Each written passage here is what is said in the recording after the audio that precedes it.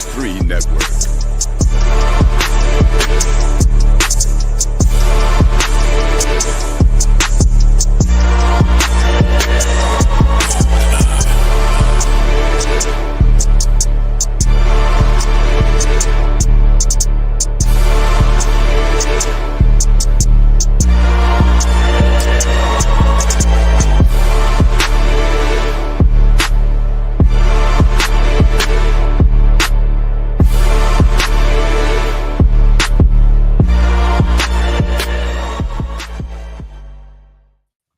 Welcome back to another episode of the Fourcast. It's been a little minute, but we are back. We'll just be the 3 of us tonight. Doc was being Canada Doc, so he's will not be on. He's Maple Doc. Yeah, right. Apologize. Maple Leaf. Yeah. But yeah, definitely back tonight with a great show. I was looking forward to this one. And this, the special we'll be reviewing is Ali Sadiq, My Two Sons. And so we'll review and dissect that tonight. I think one of the top comedians in the game right now. So we'll dive into this. Join in with the comments, with your opinions. Shout out to StreamYard with the new feature. You can see the comments down here at the bottom right. So we can continue to conversate. We can still put them up on the screen. But StreamYard is up in their game, which they should be, because they upped the price. So up some of the features, which I appreciate that. All right, man. So it's been a minute. Wilkes, man. Wilkes was out of town too, man. How you doing? Welcome back. Hey. Oh, my gosh. It was great. That trip was amazing. And I don't know. Washington, D.C. felt home for me for some reason.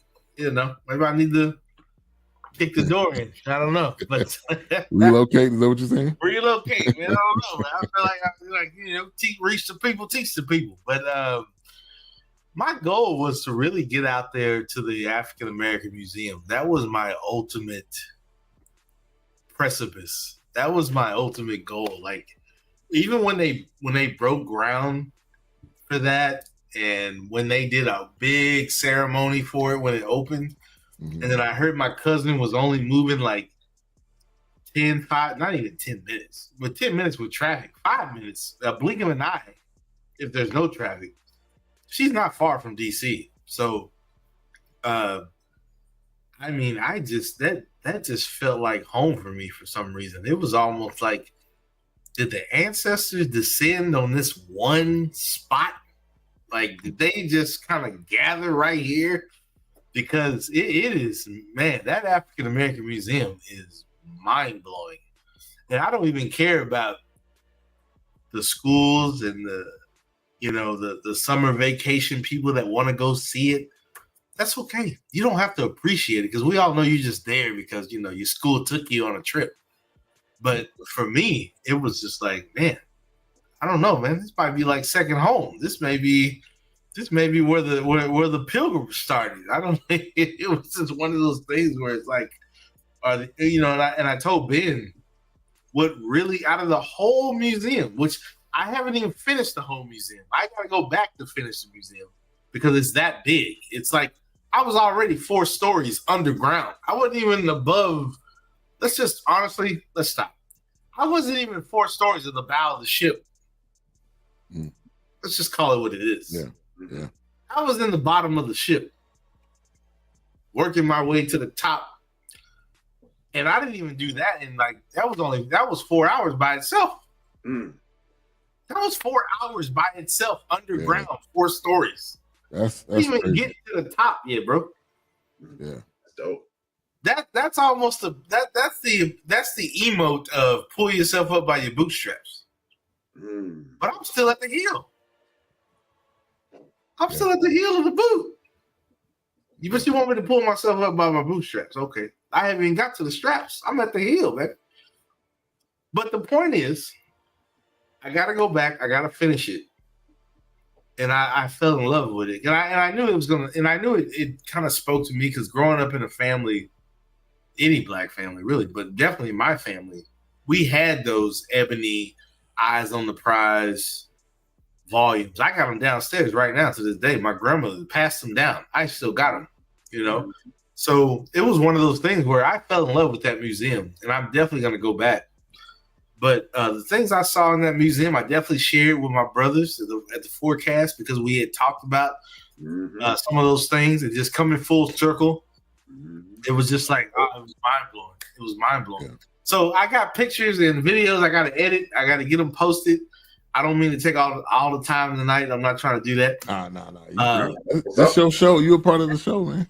That African American Museum, man, I knew it was going to speak to me because I grew up with those National Geographic magazines. I grew up with those Eyes on the Prize on PBS. I grew up with the Ebony magazine, the books that my grandparents, the one thing I say about that's why I'm so glad to this day. I mean, my mom would have done it, but I'm so glad that I was fortunate to be born into a family where both of my grandparents, even my great grandfather, was still alive to hear his. Yeah, exactly. To this day,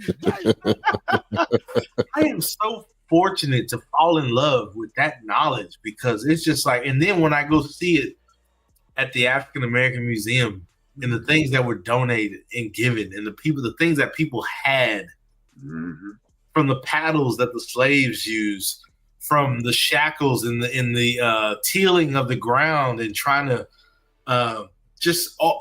agriculture, and just to grow, the things that they did to survive once they got here, and then the mind blowing, like it's just like it's almost like I know the show is not about what I'm talking about, but go keep going. The crazy thing is that it's almost like the children of Israel. The generation that came. The first generation is enslaved, but the generation you're in the wilderness for 40 days and for 40 nights. They don't talk about how those were different generations. Right, true. So when the next generations of those that are enslaved, that's why you think it's they were treated fairly. No, it's just that was a different generation of the people that you enslaved in the beginning. Right. So it's like as that continued, that form of slavery started to evolve. It started to become a different level of what you had them pretty much, enduring. So I'm not trying to make the show about my trip, but I'm telling you, I fell in love with that African American Museum. That's my spot right there. And I told my cousin, even when she moved there, like before COVID, I think she moved there like 2017, 18. I told her, I was like, don't come back to Texas. Give me somewhere I can visit. What great moment for me, because I love history and I love museums. I am that guy. I am that man. I will go to a museum. I will soak up some knowledge.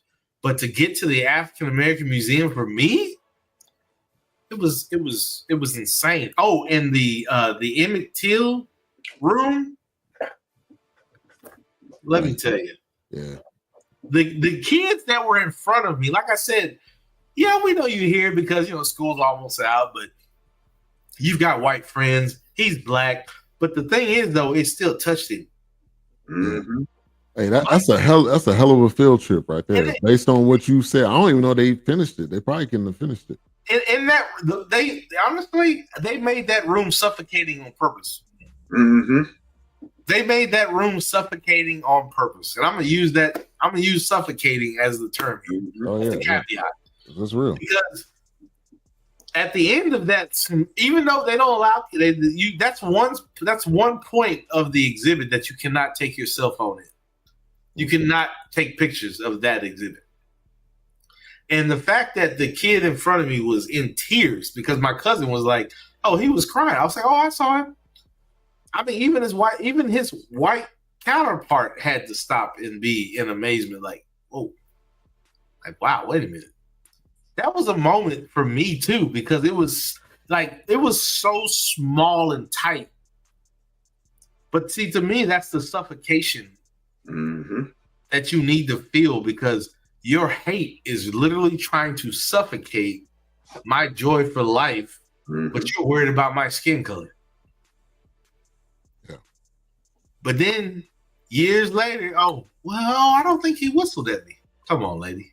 Stop. Yeah, when you old and wrinkled and Excuse me. You don't see the shirt tonight. Yeah, there you go. If you don't see the shirt tonight, I still have people older than my mom asking at work, "Oh, who's that young man on your shirt?" Stop it. It's my cousin. Stop it. Stop it. Cimarron. It blows my mind. It blows my mind. But like I said, I'm not trying to make it about my trip. It was a great trip. The African American Museum was amazing. I recommend it to anybody if you're out in DC. I definitely got to get back to finish because I've got videos and pictures that I need to edit and share with the people on Facebook. But man, I loved it, man. It was amazing. It was just, man, it was excellence. It was definitely excellence, man. I enjoyed it. From the Pullman, the exhibit. It's like I had to send it to my brothers in Facebook and a Fourcast because we had just talked about the Pullman brothers. I was like, I gotta send it. Yeah, and a lot of stuff we reviewed. I mean, a lot of the stuff you were sending, man. We talked about it in depth. It's definitely in there, man. I mean, there was stuff that, it's so funny listening to my daughter. She's like, I have failed as a father if my daughter has to see me wear this shirt and says, "Who's that on your shirt?" Hold on. Time out. Right. Time out. Because we're going to talk about this before I get on this podcast tonight. That's one reason why I'm late. Because my 13-year-old daughter, Emmett Till was 14 when he was killed. Yeah. I have failed you as a dad if you don't know who this is. I'm not worried about the school district because they're going to fail you every time. They're not talking about that. Yeah. So I had to let my daughter. Yeah, she was like, oh, at one point she even said, "Was that Michael Jordan?" I said, "Stop. No. Kid, chill." She even said, "Dad, is that?" No, not me. Definitely not me.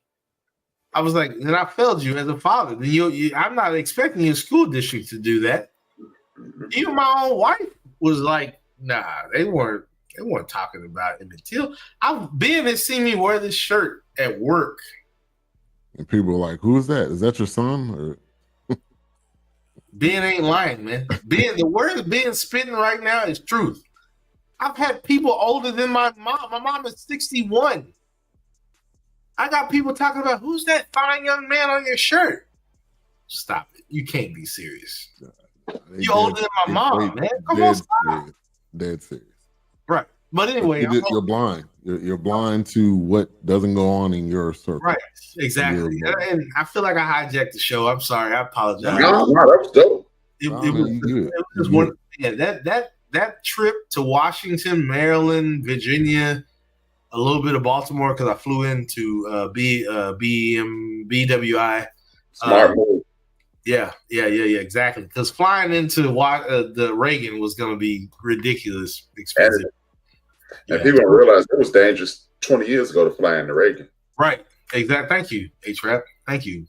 Ridiculous. Insane. So, yeah, the point of my whole trip was the African American Museum. I mean, hell, I was thinking about, man, we need to do a BS3 from the African American Museum. I mean, my mind was so blown. Hey, we could do a review of that. At least if we just do a review. I mean, some of the things, of course, I thought about my brethren while I was away, especially in the African American Museum.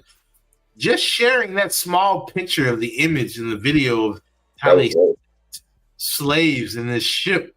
I was like, if I don't get anything else in this museum, I need to get this reminder of how you laid us in here like sardines. Pretty much. Yeah. You pretty much. And then talk about the real quick. Talk about the elevator going down. Oh my gosh! Oh my man! I thought about H-Rap when I saw this. I might start crying. I don't know. The elevator going down. When the gentleman said, "Look to your left," when it started counting down to the beginning of when black people were enslaved by the Portuguese and the white people, the Europeans, bro. My mind was blown because when that elevator is going down to pretty much the bow of the ship, to the darkest points, to the darkest depths, when I saw those numbers counting those years counting backwards to when you enslaved people, oh my gosh, bro! I should have got a picture of it, which I should have got a video of it, and I didn't. But I was just mind blown by I was like, oh my gosh. Talk about being humble. It was so quiet on that elevator. I mean, you could hear somebody sewing stitches through somebody's skin. It was that quiet. Because watching those numbers count down to the beginning of slavery blew my mind. I was like, what is happening right now?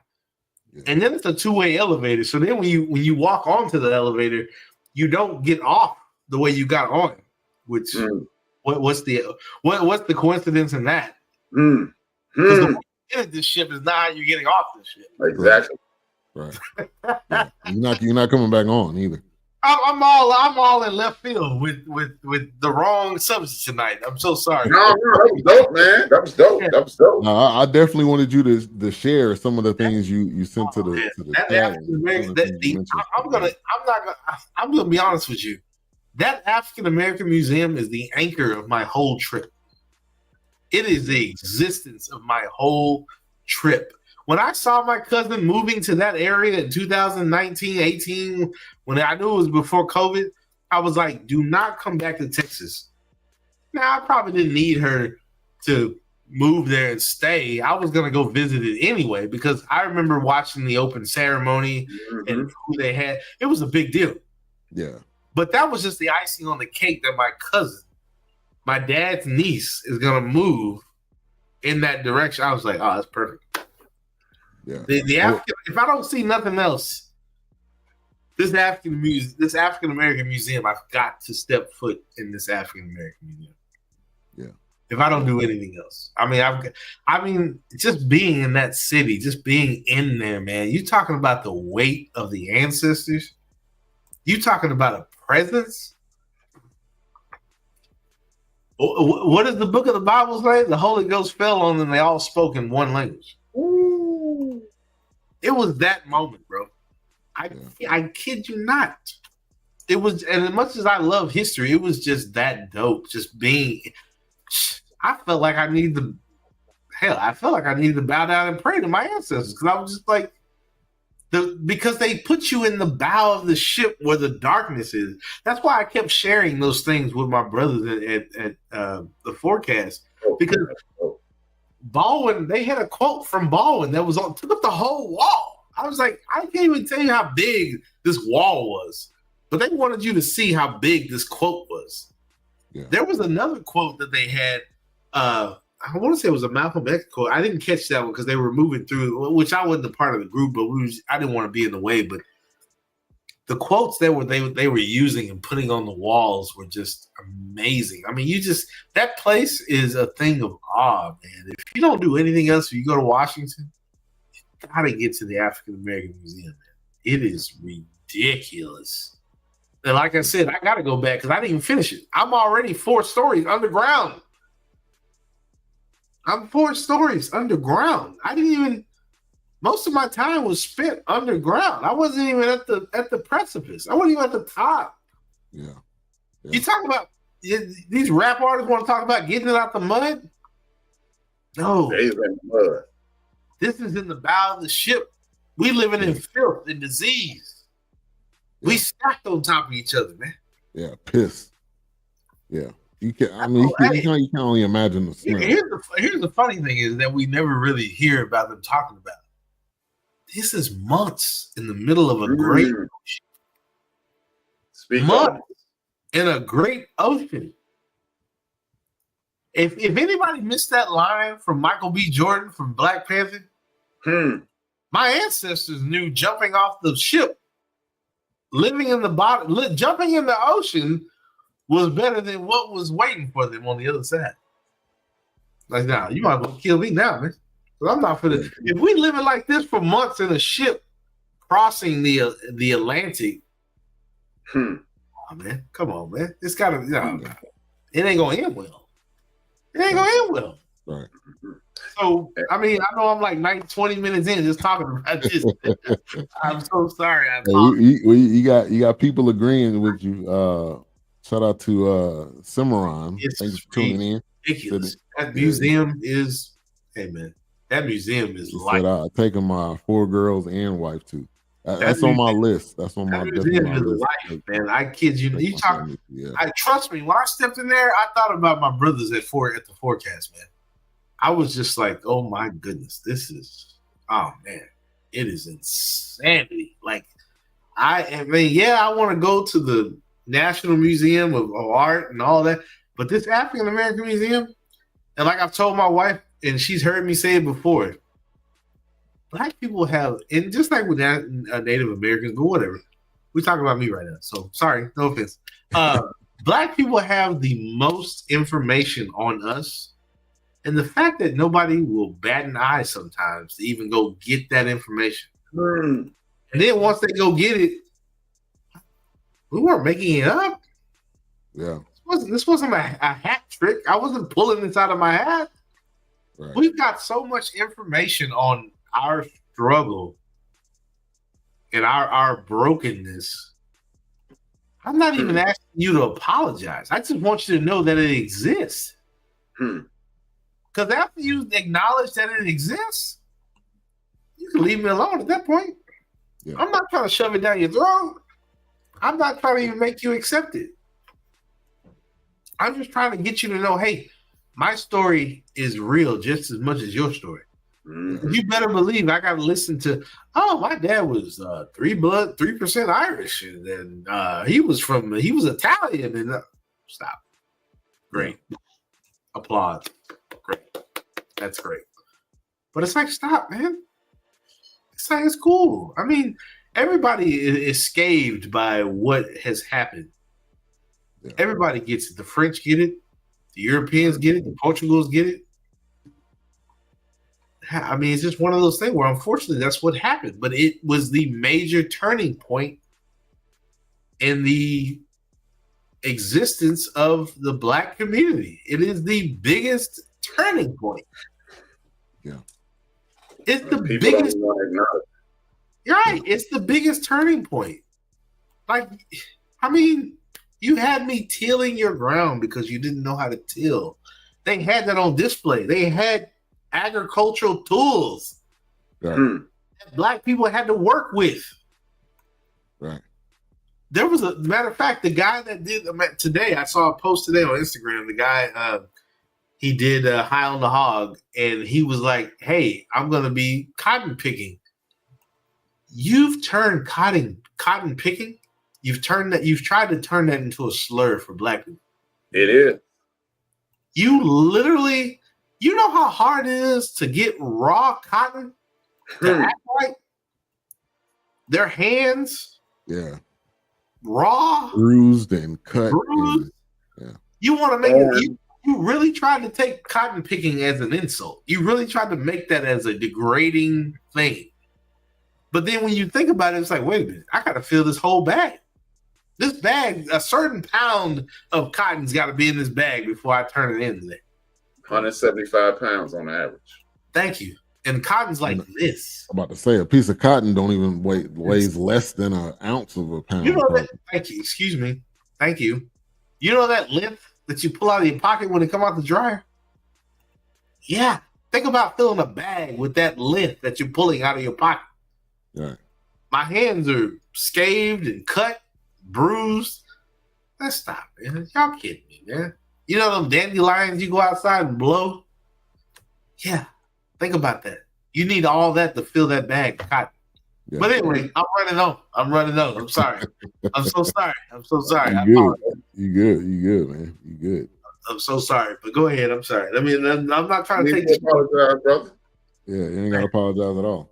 That African American museum, man, it got me, bro. I was like, I gotta come back. Hey, bro, instead of fools running to Dubai, maybe they need to be running to DC. Hey, man, let me tell you something. I told Ben, I was like, man, I felt like I was at home. And I was born in Texas. Yeah. But when your ancestors are talking, maybe that's not where you need to be. Or maybe that's not where you're supposed to be planting.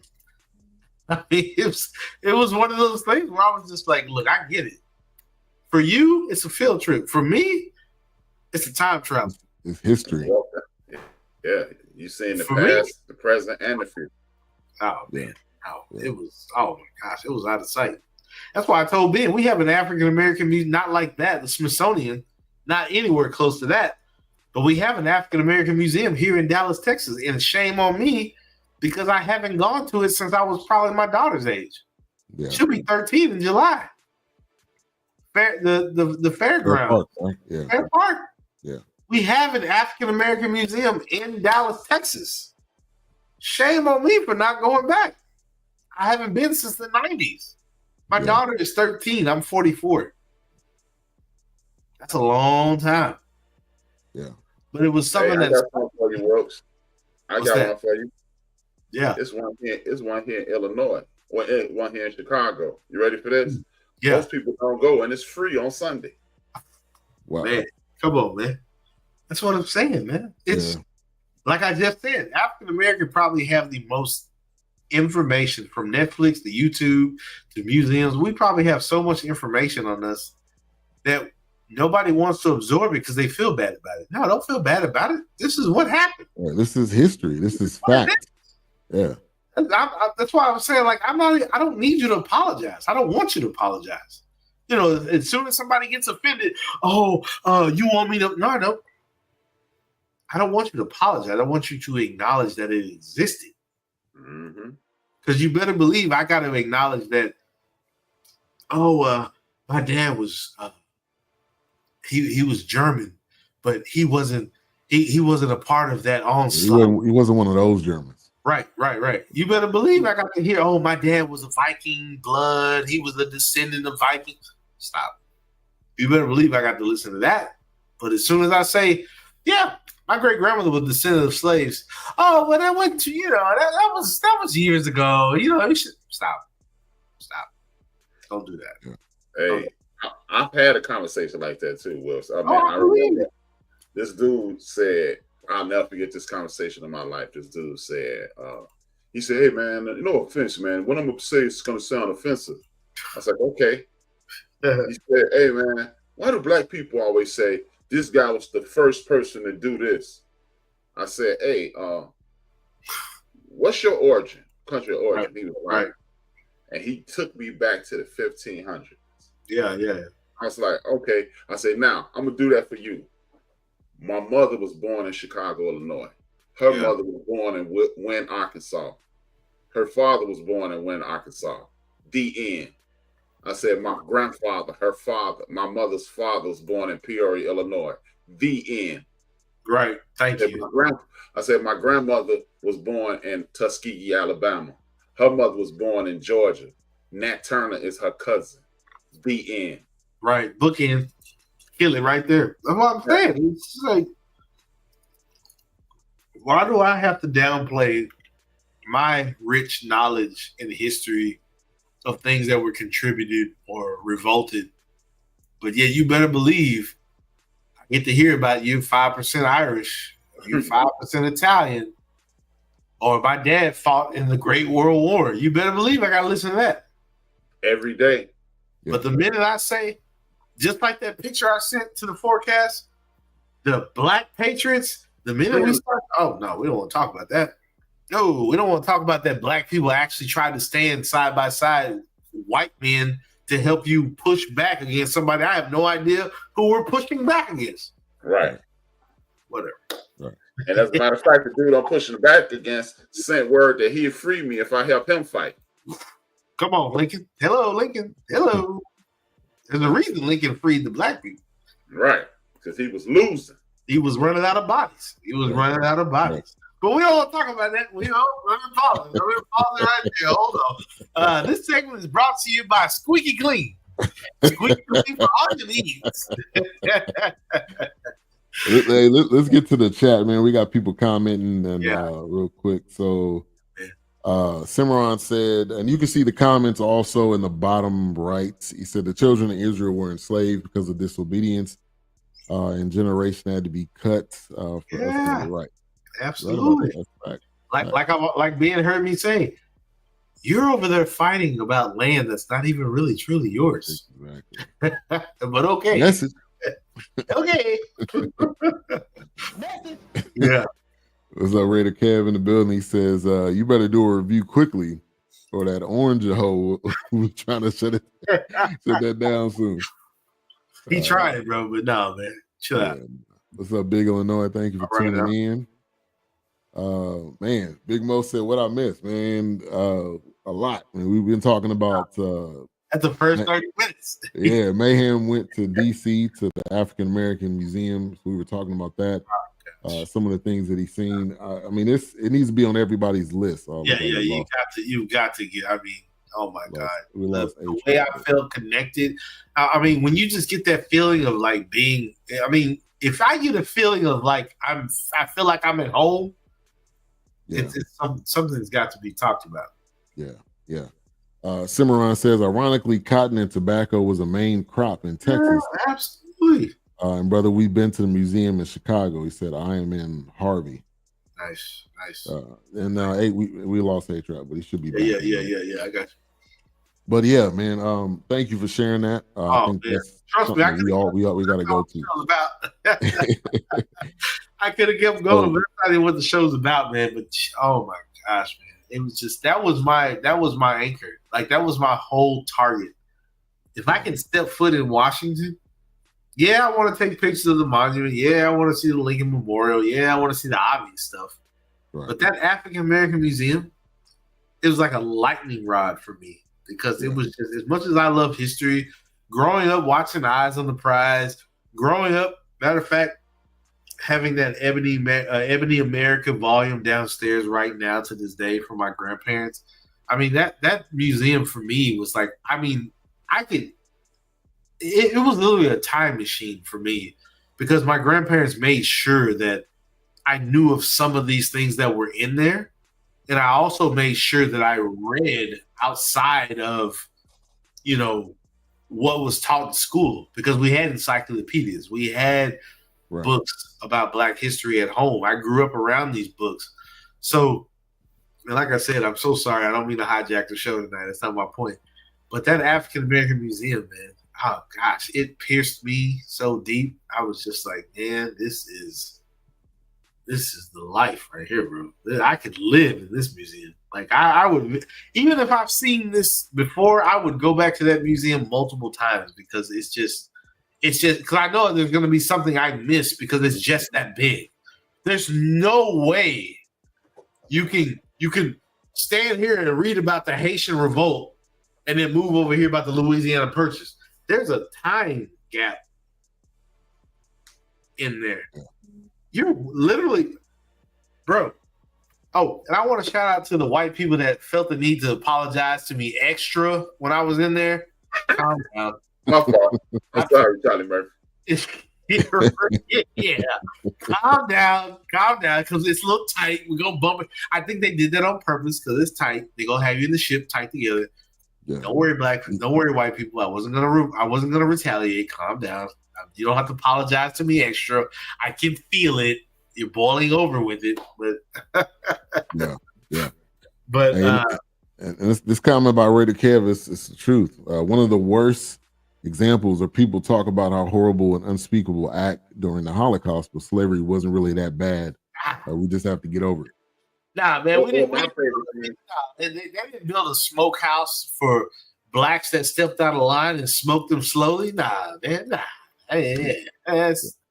Yeah, man. What do you think Hitler got? They didn't separate their families. They didn't shave them. I mean, it was. Where do you think Hitler got these ideas from? Right. Where do you think Hitler got these? My favorite thing with that is when they go, "It was 6 million." No, right? Like that's just a minuscule of like. I'm like, oh, okay. So you mean we can start at 1900, right? Just. Yeah, when that elevator went off, oh gosh, I wish I could have got a video of that elevator. But maybe you didn't need to get it because we need to go and see it for ourselves. Yeah, you got to. You have, you know what? You're right, man. Because if I would have captured it, it wouldn't give you. It may give you the full essence. Then again, it may have not. But the mind-blowing effect of that countdown. From, well, dang, we at the top already. Nope. Well, let's take it back to the bottom. Let's take it back. And it went down. It counted down like 17 something. But yeah, sorry, I'm 34 minutes in and we still talking about African American Museum. We haven't got to the show, so I'm sorry. I apologize. You're all right. You're all right. So Cimarron, Ivan's not on tonight. He is normally on, but we are going live to his page. But he said there, and we mentioned this, there's a multicultural African American museum in South Dallas, right outside. Shame on me for not being there. I haven't been there since I was a kid. My daughter is now 13. I haven't been there since I was probably 9, 10, around her age. And I'm 44. That's something that we both need to do. I mean, we both here. Oh, yeah, absolutely. That's something that we need. And it's the summer. The summertime is here. So I'm definitely going to be making a point to get there because shame on me, man. Shame on me. Yeah. Hey, or like y'all go that one and I go to one here and we do a show on that. Oh, absolutely. Yeah, I'm down. Absolutely. I agree, man. Because I'm telling y'all, man, I wish I could have y'all with me in Washington because that right there, if we could have did a BS3 live or just even outside of just what I've seen, bro. I mean, I was trying to keep y'all up to date with the pictures that I had. And I tried. I didn't want to share everything yet because I need to edit some photos and post them on Facebook. But, man, that museum. Yeah.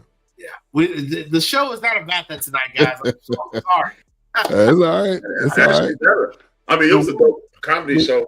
This is better. Oh man, the way this museum, like I said, I love history. I mean, it's just the way that museum just grabbed me because I remember, like I said, H-Rap probably wasn't here, but I grew up around those ebony books about America and the Eyes on the Prize. I remember watching it on PBS. I remember my grandfather telling me about his experiences and my grandmother telling me about her experiences. It's just one of those things, man. It's just like, oh gosh, like it just touched me in a different way, man. He said he's in. I think he said he's in Harvey. You know he was in Harvey. Yeah, I remember he was on. Yeah. Oh, okay. All right. So tonight's show, we're talking about Ali Sadiq, my two sons. But like we always talk about on the show, man, this is just an opportunity for us to talk. Topics may come differently. We may talk about something different. May talk about something completely out of left field. But that's the greatness of this show. We thank you guys for tuning in and joining in. All right, so Ali Sadiq, my two sons. Let's get into some initial thoughts. And yeah, Raider Care, we agree with you. Don't apologize, man. This is conversation. These are conversations that need to happen. A lot of times, these type of conversations don't happen, and they just continue to get swept under the rug, and then you know there becomes frustration and things that don't have to be there. We can talk real about quick. Of course, what really stood out to me is the things that we've talked about or reviewed on this show. And then I'm looking at them through a glass at the African American Museum. Right. The Pullman, the Pullman brothers, like being on that train and how they really shaped how being on the train, you know, and then the cuisine they had and the cuisine the that they had. and And then all of a sudden I look over and I see a stone, you know, fly, and I was like, oh my gosh, we just literally talked about this right here, you know, and then of course we've spoke about the Black Panthers. They got a thing for the Black Panthers in there about how they started the first lunch ticket kind of thing, or you know, the food bank. H-Rap been saying that since we started. H-Rap been screaming that from the top of the hills, man. I mean, Black Panther almost need their own floor. That man, hey, look at here. You damn right, because once you get out of the bow of that ship, that's the way I viewed it. I viewed it that you were in the bow of the ship, and they made that area tight for a reason. Yeah. It was, you can't tell me they wanted you bumping into people on purpose in the bottom of that exhibit. They did that on purpose because once you got to the top, there was so much space. But here's the thing I look at. There was so much space and growth in the African American community at that point. Black is beautiful. Black power. Black excellence, the culture, you know, Sly and the Family Stone. There was a video that I caught of him, like just standing there. Like I was like, man, we literally just talked about this cat, man. Oprah Winfrey's couch in her suit, that in her suit dress that she would. I mean, it was just so much. And I know I'm doing it again. I know I'm getting involved again. I apologize, but did they have a lunchbox like the big mouse? Yeah, I mean, they may have dedicated. I don't know. The place is so big, A-Trap. I don't know. But yeah, that'd have been a flaw in itself. Yeah, you probably. Hey, I don't. Hey, in that place, anything is possible. It's like Willy Wonka world. I don't know, man. Anything is possible. I mean, even the train that the Pullman brothers worked on. I mean, the Pullman, they had a whole train car in this museum. How the hell did you get this damn thing in here? Yeah. The shack that slaves lived in when slavery was evolving. You know, those 40 days, 40 nights in the wilderness when slavery was, those little shacks that you living in. I mean, they had how did y'all get this shack in here? Yeah. Because it didn't look like it was built. It looked like somebody donated a whole shack. Like the thing looked genuine. I'm like, probably did. I mean, think about it. We have buildings that have been transported from Europe to here. So a shack is nothing. Absolutely. That's what I'm saying. But the fact that you built a whole museum around a shack in a train car, the fact that you even built a spot around Emmett Till, and that's the actual coffin, the original one. It is. It is. I'm telling you, they literally have it in there. That's why you can't take any pictures. You can't take any pictures in there. And they got it tight and bounding for a reason. They've done that on purpose. Yeah. I know this is not the show tonight. Once again, I apologize. Simran said the museum is like a box of chocolates. You never know what you're going to get.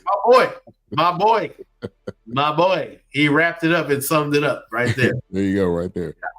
Coincidence today, my family and I were talking, having a conversation about Black Texas history. So I feel like this is history today. Yeah, man. I cannot. No coincidence. It was meant for us to talk about this tonight. Yeah, I mean, like I said, as much as I love, I'm such a nerd. My mom bought me globes for Christmas. That's how much of a nerd. I mean, I had globes that they don't even call half these countries what they are today because the globes have been changed. The globes are that old, and the names have changed. But I was the kid that always wanted to, I guess, grab at knowledge and just like, what am I missing? What have I missed? I just got to this planet by way of my father and my mother. What am I behind? I mean, like they always say, you never know where you're going if you don't know what happened behind you. Yeah. So I was that kid that was like, trust me, when I was in that museum was a candy store for me. Sounds like it. Yeah. You had the bitter moments of that candy. You had the sweetest moments of that candy. Yeah. And that museum for me, because I love history so much, especially I love my people so much. Yeah, okay, I got biracial kids, whatever, but it's one of those things where don't fake the funk. I am still Black to my core. And when I stepped foot in that museum, it literally felt like a rush. Like it was almost like, oh, let me hurry you up and get you to the place where you need to be. It was, I kid you not, man. I feel like the ancestors had descended on that one spot. For me, say one thing, Wilkes, you don't have biracial kids. You have kids with humans. Right. Race is a made up construct. We got to stop buying into that. Yeah. Just like this is like if you were according to the construct of race, right. If you were from Sierra Leone and your wife was from South Africa, you would have biracial children. Right. Which is no, you don't have. You have children. Right. Right. No, I'm not accepting that, bro. Right. No. Yeah. No, I dig it. I dig all that. No, trust me. That mulatto, as they tried to pull. That's just another way to make humans fight over nonsense. That was pretty much my show tonight. Yeah. I mean, in our history, like you said, Wilkes, our history is so up and down and so multi level. Like, yeah, the museum should be 8 floors. So you saying it was 4 down and 4 up? I was already 4 stories underground. It's 4 stories underground. I'm not even at the precipice. Yeah. How many floors was it going up? Or was just 1 floor on the? I think once I got back to the top, I mean, it took me. Oh man, that elevator was ridiculous. I think once you get it to the top, Bank of America has an exhibit. Oprah Winfrey has an exhibit. Walmart has an exhibit. Really? Somebody else has an exhibit there, but it's like once you get to the top, that's when now all of a sudden the success starts to roll in. You start seeing the fine actors and the billionaires and the people that black businesses, the dedication to the Tulsa massacre. Oh, believe me, it's in there.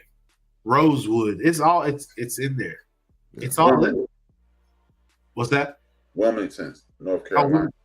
Yeah. Oh, well, yeah. Matter of fact, I couldn't take a picture of it because it was closed off. But that Wilmington Gallery, it was in there. I mean, it's that's why I said we have so much knowledge about us that some people want to brush over it, but you better believe, oh yeah, my dad was 2% Viking.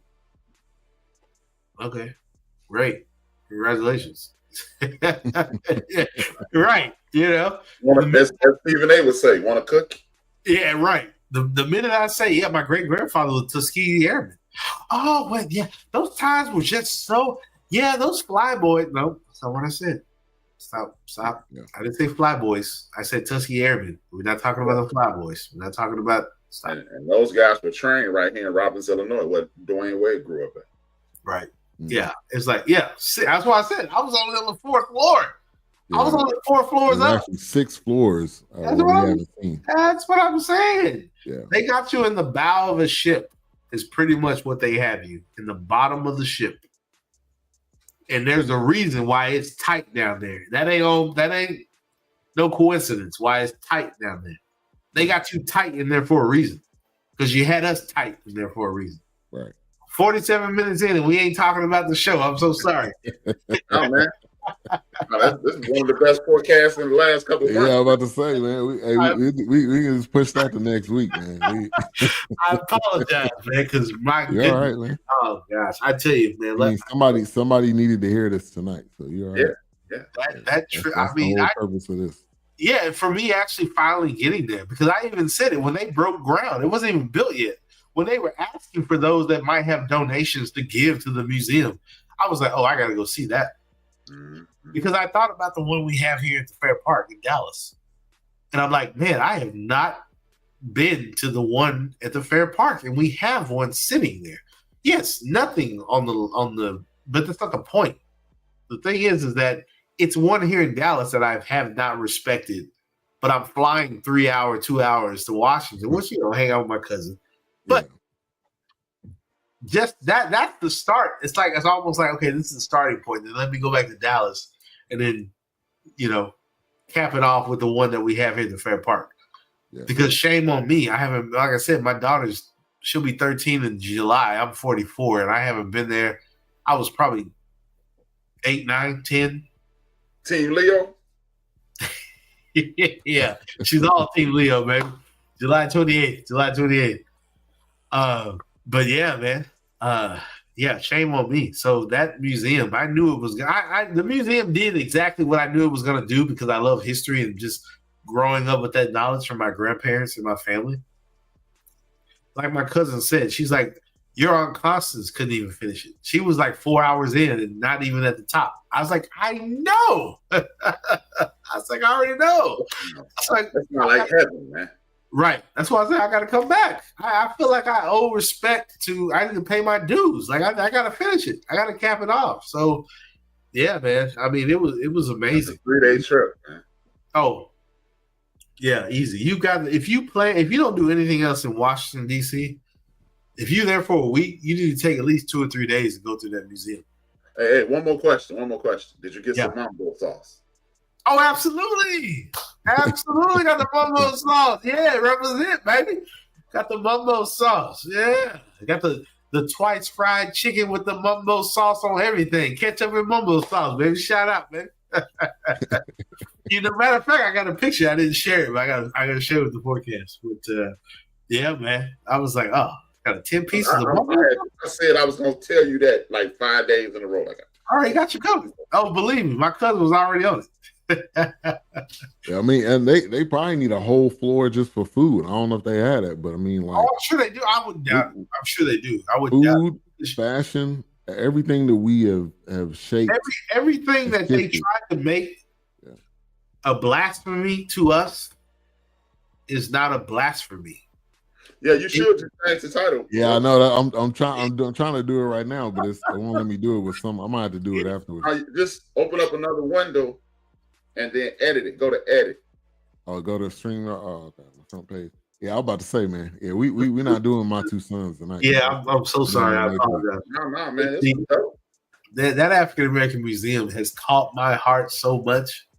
Like, I've got to go back. I've got to finish it. I owe that much to the ancestors, to the BS3, the fans out here. I've got to finish it because it's just one of those things where I think I took more pictures of that place than I did anything else. It was just like, I've got to represent. I mean, the things that they had in there, from music to acting, from slavery to sharecropping. I mean, it was just one of those inventions. Like, I didn't even get to the point of where we started contributing to science and history and medical field. I didn't even get to that point. That was a whole different. That's what I was saying. I was like, there's so much going on in this museum. Like, it just, and I love history, so it just captivated me. I mean, I could eat, sleep, breathe that museum. That's just one of those things where, and my cousin knew pretty much when I got to Washington. She already said, she's like, you're going to the museum. I was like, you don't even have to call it by name. You know I'm going to the museum. You already know this. To hell with the Smithsonian. Yeah. And that's what I'm saying. Yeah, that's what I'm saying. She already knew where I was going. She already knew. She knew. Once I touched down, I was like, she's like, you going to the museum? I was like, when I got there Saturday, I went to the museum on Sunday. She already knew I was going. I was like, yeah. It was either Sunday or Monday. I think it was Sunday or Monday, but I think I went on Sunday. I was like, yeah, you already know I'm here. Yeah, I love you to death, but it's more to the trip. Oh, absolutely. That museum did it pulled a heartstring for me. I mean, it was some of the things that we've talked about on the Fourcast. I thought about H-Rap. I thought about Doc. Of course, I thought about Ben. I mean, the way it grabbed me, the way it caught me, it was just like, yeah. Those pictures were captivating, especially the Pullman Porters. Oh, the Pullman Porters. Oh, it blew my mind. I was just like, we literally just talked about the Pullman Porters. We just talked about them. But the way they represent, the way time did not forget how significant the Pullman Porters were.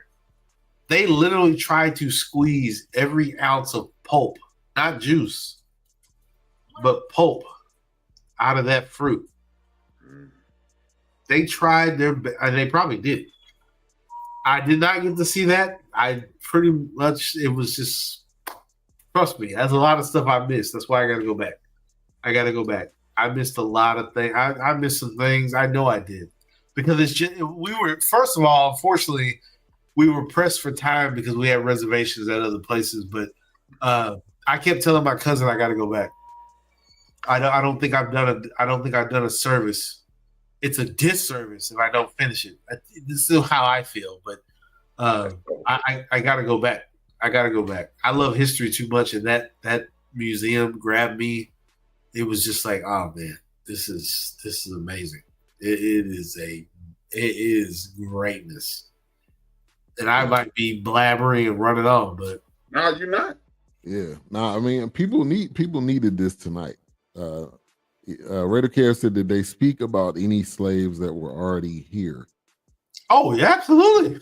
100% they did. There was a matter of fact, when you walk in, it starts out with, they mentioned Christopher Columbus, but they're like, yeah, but he wasn't the one that discuss, like they go into like the native black that were already here, right, and that were they were enslaving.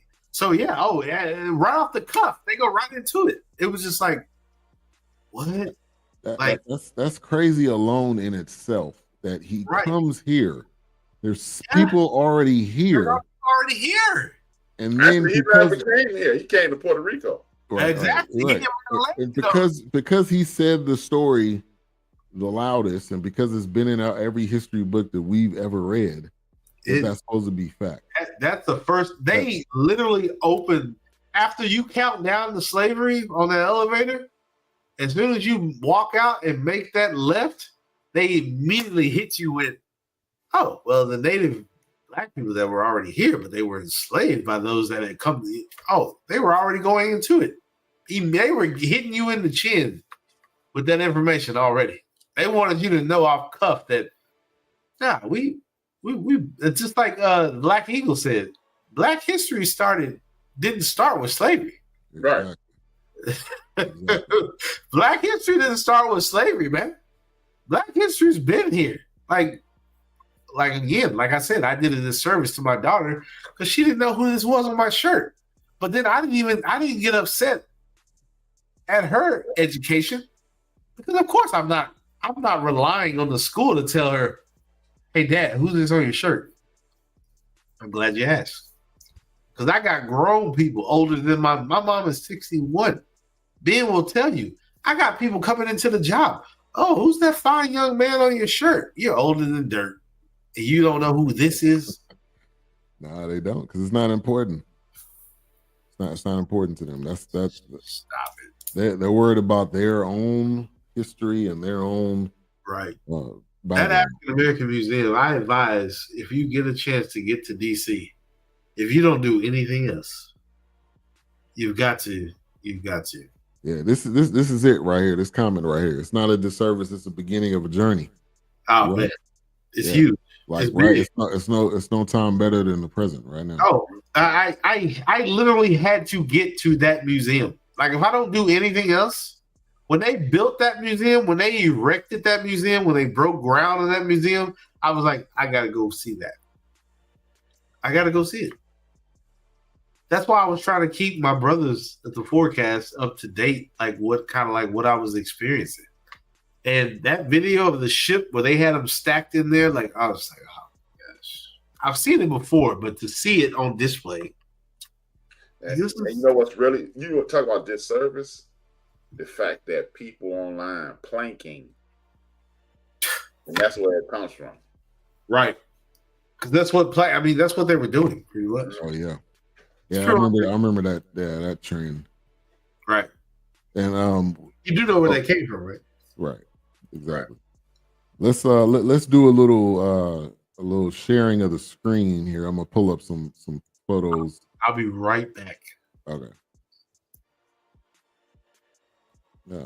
All right. So here's the photo of the outside of it. Where am I at? Y'all can't see it. Hold on. Yeah, so here's a photo of the outside of it. Once we get Wilts back, also he can probably share some thoughts on some of it. Now, was this in Obama's time when this was built? I think this was the last couple of years. You know, while you do that, I'll look it up. But then it kind of gets into some of the futuristic aspects of us. That's the Black Panther right there. Hip hop, like I said, man, you gotta have a whole floor. You gotta have a whole floor on music. You gotta have a whole floor on art. You should have a whole floor on fashion. I mean, like the impact that we've made is beyond amazing. What the impact we made. Yeah. It was September 24th, 2016. Okay. That looks like, that building looks like the evil lair of a like the headquarters at Chaos. Yeah, yeah. But there's a hip hop right there. Talks about Black Power. Nation shocked, and this is where that room, the Emmett Till. Mm-hmm. Man.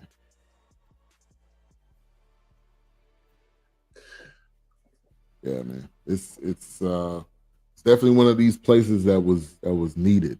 And like you said, if the story is not told, if we're not passing down the stories, then we can really only blame ourselves if we're not passing it down. Right. I mean, we went through a couple photos here. No, you're good. Because guess what? Like I said, I never even got to that point because you're so far underground. Yeah, it's like you're so far down below these scenes. I didn't even get to that, and it's okay that you're sharing them because, like I said, I'm going to make a point to get back. But it's like my cousin kept telling me, she's like, "Oh, I already know where you want to be." I was like, "Trust me, once I get out of this, you already know where I'm going." Yeah. And you know what was while you were gone, I thought of this. I said maybe you felt so at home because Benjamin Banneker designed the city. Yes, with his wooden watches. Wow.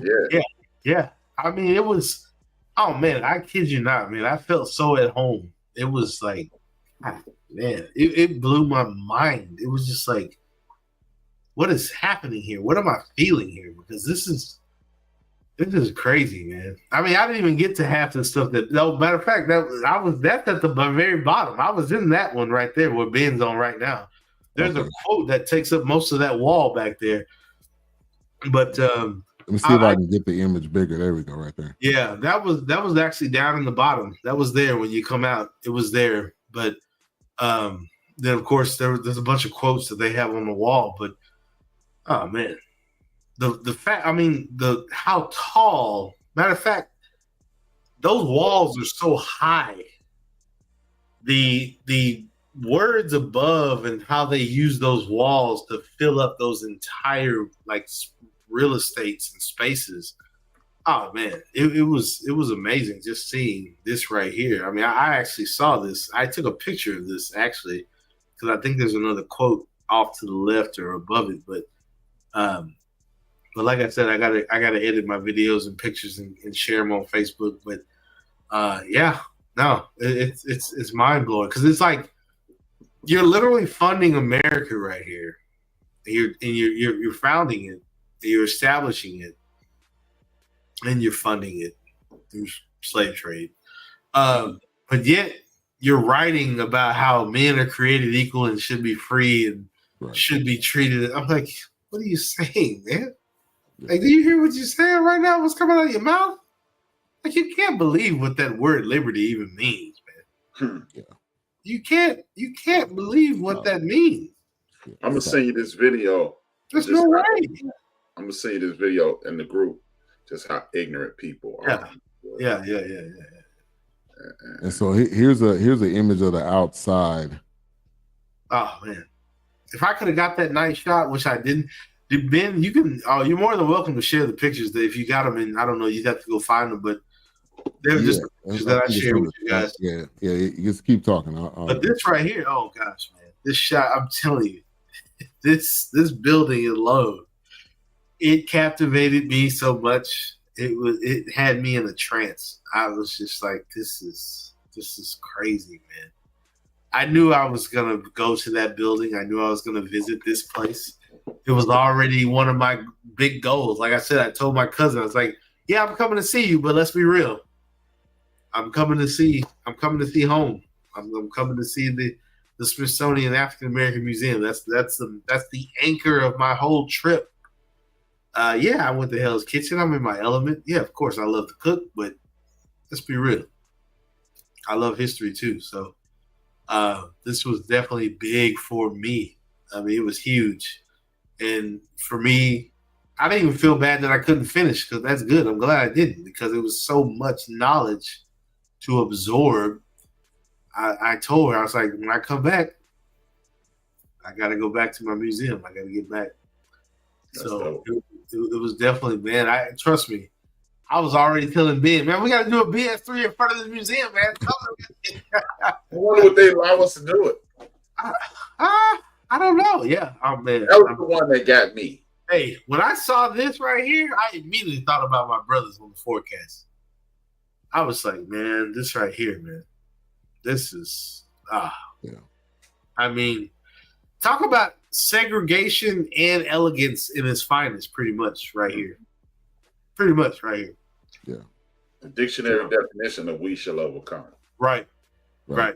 It's like you want me to be prim and proper, but yet you don't really want me to step outside of my segregation car that you have me in because you've segregated the train. So pretty much. Right. Too much energy. Right. Come on, A-Trap. They don't want you to talk, make common sense tonight. A-Trap, we don't have you on the show to make sense, man. Right. You're going to talk about fairy tales and stuff that's not real.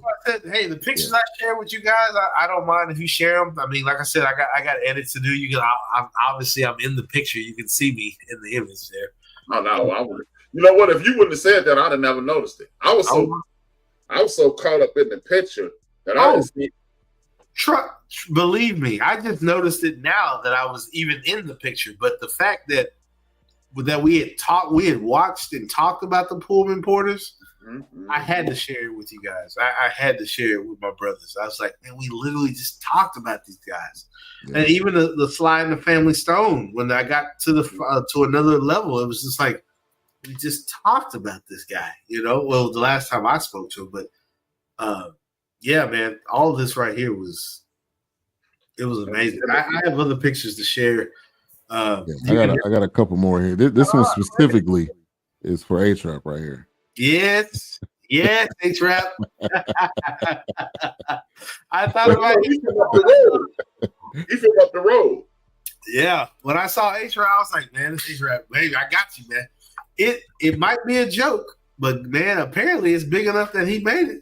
My mom made it. I mean, Hey, man, I laugh at Fred Williamson's acting prowess, but I revel in Fred Hampton. Dude, Fred Hampton's from Gary, Illinois, man. I'm at Gary, Indiana. Oh, he in there. He's from up the road, and you talking about dog. Gary is he in the trenches. Right, it's about as big as a neighborhood in Chicago. Right, he in the trenches. He in the deep. And to make it there to be the hammer. Right. Hey, dog. And look, this is a dude who this ain't the NFL where you making 35, 40. Hell, right. It's ain't the NFL where you making $3 million a year. Right. He took that $35,000, $40,000 NFL job and parlayed it into millions of dollars. Yeah. So it's crazy.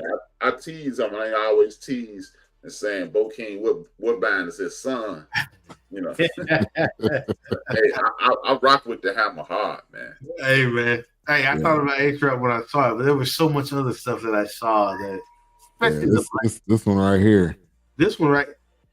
Pride and Power. When I saw this right here, it was like, forget having to pick with the fist. Obviously, it started years, centuries. It was just like I got to share with my brothers the tidbits that I could get and that I could share. And man, if I would have took pictures of everything I saw, my phone would be dead, man. It was funny. I thought, when you initially said, because remember, the first pictures you sent was the Pullman Porter. Yeah. In my mind, I went to tease and Ben. I was like, another cat in the damn city and ain't come see me. No. They got the Pullman Porters are big in Chicago. Oh, I bet. Absolutely. Now, A-Trap, if I'm going to touch down in your city, I'm going to come see you, my brother. Come on now. No, I was just like, oh, man, he came and left. And then I'm looking at the picture and saying, he's not here. Yeah. I tried to share the neighborhood dedicated, and the houses are still there, dedicated to the Pullman Porters. People just living there. And I bet there's a lot of people living there that don't even realize where they're living.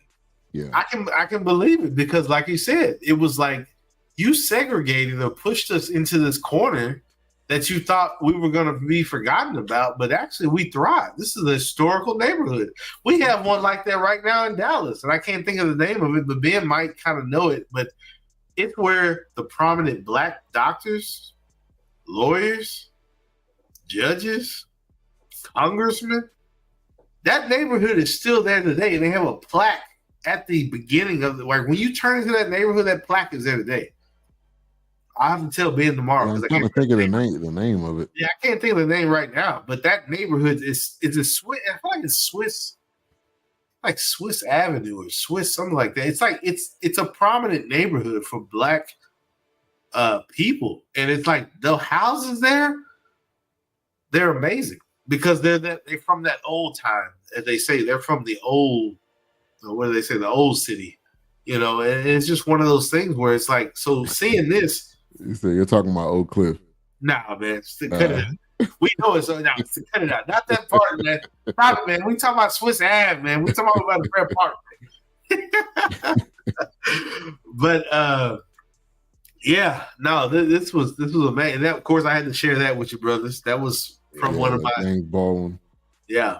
He said South Dallas off of Malcolm X. Yeah, Pennsylvania. Yeah. That neighborhood is very prominent. But I had you're right. Yeah, that quote. Yeah, you're right. That quote is. Oh, that quote. I had to get that quote. Massive. The quote was, yeah. I think Texas. I was going to say that earlier. I think Texas gets cheated in Black history because, for whatever reason, Texas is a synonym for racism. Right. Yeah, I think the Juneteenth. They. Oh, absolutely. They don't really want to do it, but yeah. I had to share. Like, I mean, funny. We talking about that. We were driving my daughter to school, and she was like, "How is that possible that like they didn't know in Texas, but they knew, in the other states?" I'm like, they didn't have the internet. They couldn't just text somebody and say, "Hey." Like there wasn't no. The mail came on like horse. I mean, like it wasn't. They didn't know, and the slave owners knew, they just didn't tell them. Right. So, I mean, like somebody had to physically come over there, right? And tell them. So, absolutely. How many years removed? All of a sudden now, really? Oh, what are y'all doing? We working. What you talking about? What we doing? We ain't free. No, y'all free from. I found this picture. Is this actually inside, or is this something else? Matter of fact, you see the one down to the bottom left? Mm-hmm. Yeah. So I got a picture of that very shack, but the one to the right here, the Mound Bayou, that is definitely in there. And like I said, you can walk inside of the one downstairs, but you can't walk in this one. But it pretty much just shows you how they were living. I mean, you're talking about built-in bunks into the walls. They didn't have like prepped beds or anything. They were like bunks built into the wall, like almost pretty much like the bow of the ship. They had you living in the bow of the ship. Or a prison. Right. Thank you. Yeah, there you go, right there. Bunk beds. They weren't beds in the middle of the shack. No, hell no. Stop it. Nah, man. Of course not. So yeah, that is actually in the museum. I didn't take a picture of that one, but I do have a picture of the one on the bottom left of the screen. Because when you walk up, I caught an image of that. You can walk through that one, but I'm telling you, half of how they got this stuff in there, I was just like, oh. And there's a quote on the wall that I missed. If you notice, there's a quote on the wall, but I couldn't tell you what quote it was because I missed. It was so many quotes throughout the museum in the bottom. But yeah, very, very well done. Very well done. The museum's amazing. Said it was completed in 2013, started in 2003. Yeah, it took a minute. Yeah, that makes sense. I mean, the amount of work and time that you put into it. He is completely right because there's the things that are in this museum, the documentations, the things that are on display. I mean, it was just like, okay, you didn't just think this up in a matter of weeks and months. There's no way. Right. This had to be planned out carefully throughout the years because half the stuff that's in there is just like, okay, where'd you find this? Where'd you get this from? Because this is crazy. This is like Yeah, it's ridiculous. So my girl Elemento just came in. Yeah. Simran said, "Luke, who the governor is." I'm thinking you're talking about doing that. Yeah, Hot Wheels. You know what you're talking about, man? Yeah, They killed me when they tried to get busy with Jasmine for calling them Hot Wheels. I'm like, everybody in the state calling them Hot Wheels. Right, exactly.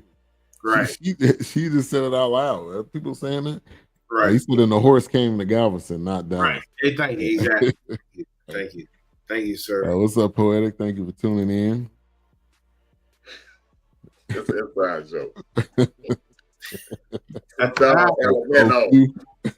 Coming in hot. Sorry I'm late. Had it. Yeah, you good. Hey, the great, like HR always say, the great thing about podcasts, you can always go back and watch it. She coming in hot. This show is not about Ali Sadiq. Okay? I'm changing all the titles right now because we had a more important topic to talk about. I did not mean to change the topic of discussion. You good, man. We had a more important topic. Ironically, the things that you are saying, that's what I said tonight on my show. Wow. Hey, it's not ironic. It's got to be for a reason, baby. It's got to be for a reason. I literally said it about 4 times. Honestly, when I'm telling you, man, I didn't forget my brothers. I wish I could have y'all there with me in DC at that museum. Man, I wish I could. It was insane. It was just like my mind is so blown right now. As much as I love history and the things that Mr. Wilson is kind of educating me to, I welcome it because some things I didn't know. But it was just like, man, I wish we could do a podcast from this museum because it's like I finally made it because that was my epic. Like I knew when I went to Washington, I want to meet my cousin. I hadn't seen her in 8 years, but the fact that she had moved in that area, I was like, okay, it's no coincidence. I got to go see. There's a reason you are here. I need to get there. And even if you're not there, I need to get to DC because that museum is too great. Like if I don't do anything else, I got to get to that museum. And like I said, I love being in the DMV. I mean, I went to Virginia, swung over to Baltimore a little bit. I was in Washington pretty heavy, definitely in Maryland. Tried to get up to Philly. I didn't get a chance to get to Philly. Then I tried to get up to New York. We didn't have time to get up to New York, but just being where I was, it was just like, man, I just felt so welcome in that home. It was just like, this is he said, dude, you apologize one more time. This show needed to happen, man. I'm not that kind of guy that just, I feel like I'm taking over. I'm not trying to take over shit. It's like, this is it, man. This is it. It's up to us to educate each other and our children. Who else is going to do it? Nobody. Again. Nobody. To his point, like I said, we have so much information about us.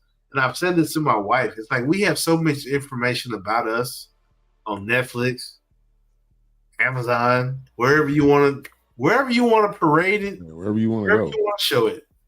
But yet, when you don't want to tune into it. But then when we talk about it, you're thinking, "Oh, that was so many years ago." No, it wasn't. No, what? My mom's 61. Well, tonight I literally said this about 4 times. If you allow the hunter to tell the story, the lion is the animal. Gonna lose every time. Exactly. I think this was in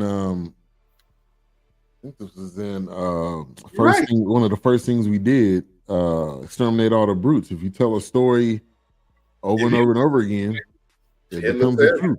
If you are control of the history, you get to write the outcome. Right, there you go, right there. And it was one of those things. And it's so funny which is a nerd moment, but I'm watching Tomb Raider on Netflix, which is an animated series.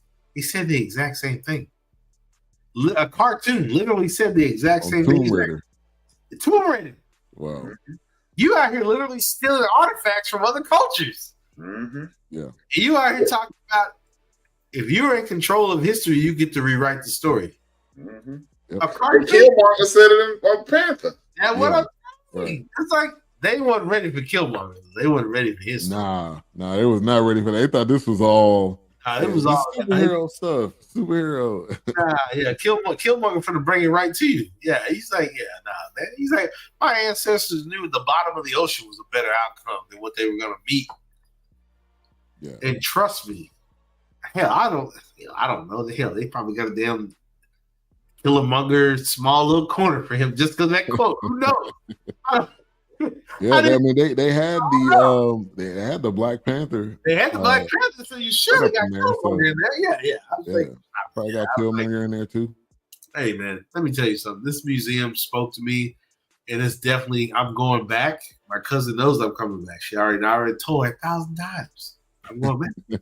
She already knows. She probably got tired of me saying it. Yeah, but you coming back, and we all going for the first time. So, oh man, this is one of those things that we definitely got to do. Oh, that museum, man! I'm telling you, as much as like I said, I love history. I love learning and absorbing things. I mean, I had globes growing up as a kid. I wanted to know what the capital of whatever was. Yeah, that was just how my mind worked. I mean, I had a puzzle of the United States as a kid. Yeah, I want to know what the Sunshine State is. I want to know what the state is for lovers. I want to know what the loan. That was how my brain, like, I just wanted. My brain was like that, So it was just seeing this. I mean, like I said, I just felt so captivated by this museum, and I wasn't even a crumb, a surface. Didn't even scratch the bottom of the barrel in this museum. And it was just like, man, of course, like I said, I thought about my brothers at the Fourcast. I wish I could have had y'all there with me. It was just like, I would have been dope, man. Man, we talked about half of this stuff. We reviewed half of this stuff. It was like the stuff that we did. And trust me, when I got to the point where they talked about the Haitians revolt, A-Trap was on my mind, baby, because that pretty much invoked the Louisiana Purchase. Yes. Without the Haitians saying enough, right? Or what the Jamaicans invoked the Revolutionary War because the revolt by Taki's revolt made the taxes go up because they had to pay for that war. Right. The Jamaicans had said enough. Taki and the Jamaicans, we're not gonna keep doing this. We out. We up. And then they had to send down extra troops. Then they made the colonies pay for it. And they was like, no, we ain't paying for this. We're not doing that. Man, let me tell you something. That's why it's so goofy to me when I see people talking about, especially with the Trump administration. But here's the thing. Trump can care less. It's the people in the administration that's running the show. At the end of the day, in the end of the day, Trump can care less. He's just repeating what somebody told him. Oh, this is... Yeah, he just looking at the opportunity. That's all. Trump doesn't care. Trump just want to be in front of the camera. It's the people in the administration that is running the show, the puppeteers, in any administration. So let's not just put it on Trump, but whatever. My point is, when you start talking about defunding the African American Museum, that's because you don't want to face exactly really what was going on. Right. When they said that, I was like, man, every black person in America should allocate at a minimum $5 out of every paycheck for the rest of our lives to go to. Yeah, exactly. Because somebody has told him, oh, this is a stain. This is bad for Americans. We shouldn't be. Stop. He doesn't give a shit. I'm telling you, I would gladly $5 out of every. We should. You don't care. It's the people within the administration that's bothered. That's flustered. What do we tell our children? That your grandparents were horrible. Right. Surprise. Hey, I'm gonna hit you up, Cimarron. He said put me on. I'm gonna hit you up so we can talk. Absolutely. He said part of the conversation today was about this. We celebrate the Alamo, not knowing we'll celebrate the continuation of slavery. Right, because if you remember the Alamo, you go keep your foothills on slavery. Right. Yeah, the Alamo was fought because they wanted to. Because Mexico said, man, we ain't putting these people in bondage no more. Enough of this. This is stupid. And then they go, no, you messing it up. Right. You messing up the jig. Like I told Ben, there was a time where you couldn't take pictures of the Alamo. But now all of a sudden, it's like, oh, it's sacred ground. It's hollow ground. Don't mistreat. Excuse me. This is the precipice. This is the one of the other emotes of a let's start a slavery port through the way of here's the funny thing, through the way of San Antonio. But then if you really actually go to the Alamo and you listen to the history, so you finna erect your religion on me. You break my back, and now you finna erect your religion on me? No thanks. Wow. Yeah, no thanks. Like the nerve.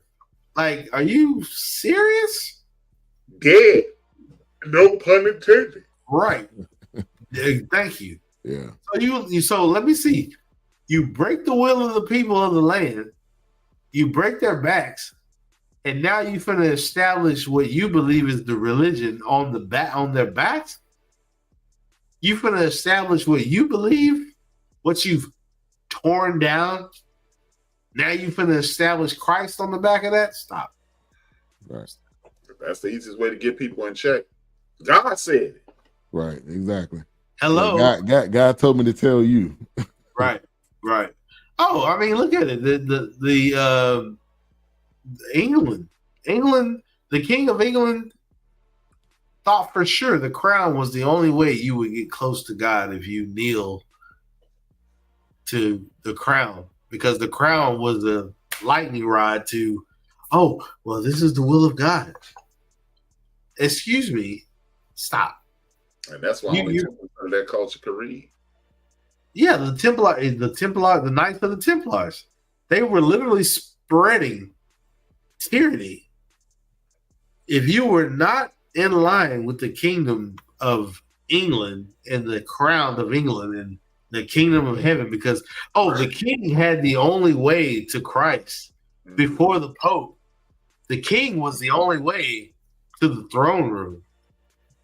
The Knights of the Templar was spreading that, but then when the Muslims started blowing up shit, the Muslims are the enemies. Excuse me, neo-Christians. Excuse me. But what? That's a whole different show. So let me not get being kicked off of that. Let me get kicked off of that. Yeah. We done touched on a lot of great topics tonight. We talk about radical Christians. Let me calm down. I'm sorry. Let me pull up this. Is this a photo from there too? It is. I didn't even get there. That's what I'm saying. I didn't get there. Okay. What's that in the left hand side? Is that Ira? On the left side, you got Dizzy Gillespie on my right. Your head. That's not Ira, is it? Oh, to the right, here, to the right, to the left. Yeah, to the left of your head. Yeah, I can't tell who that. Oh, I'm sure. I don't know, man. I look like Ira, man. I don't want to tell you wrong. I don't think that's Ira. You got James Brown in the background. I'm telling you, I didn't even get to this part. That's what I'm saying. This is super dope, man. That I'm telling you, we all got some homework. We got a field trip we got to make. Honestly, I'm surprised that's not a museum where they rotate the artifacts and they rotate the knowledge, because there's so much. I'm saying there's so much. Hard to fit it all in there. It honestly should be probably. I'm going to exaggerate it. It should probably be 10 football fields. And that's an exaggeration. That's not even an exaggeration. And that might be shortcoming it, because it's just so much information in that one spot. And like I said, there's no way.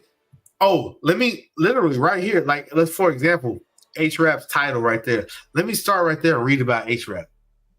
Then let me read about Ben. Let me read about Mayhem, Wilkes, whatever. You're literally Mayhem in the kitchen every Thursday on BS3. Yeah. You're still in a box. This little frame that it's like that's just one little segment. Now you got the ore that was used. That was this is what the slave was used. Dude, I'm telling you, there's no way. You're literally endless. Literally moving. You're reading, and then you're moving like this, and then you're reading like this. And then you're moving, and then you're watching a video at one. There's no way. There's just too much going on. You sound like you need to go be there, like go be on a sabbatical almost. You have be there like 2 weeks and go every day. Thank you, H-Rap. H-Rap nailed it. Matter of fact, cut the show off right there because H-Rap just said it. H-Rap just said it. He is literally right. Like if you lived in that, even if you lived in that city, I don't care if you're gonna have, you cannot, there's no way you can go from here. Oh, George Washington had he had the teeth of slaves in his mouth.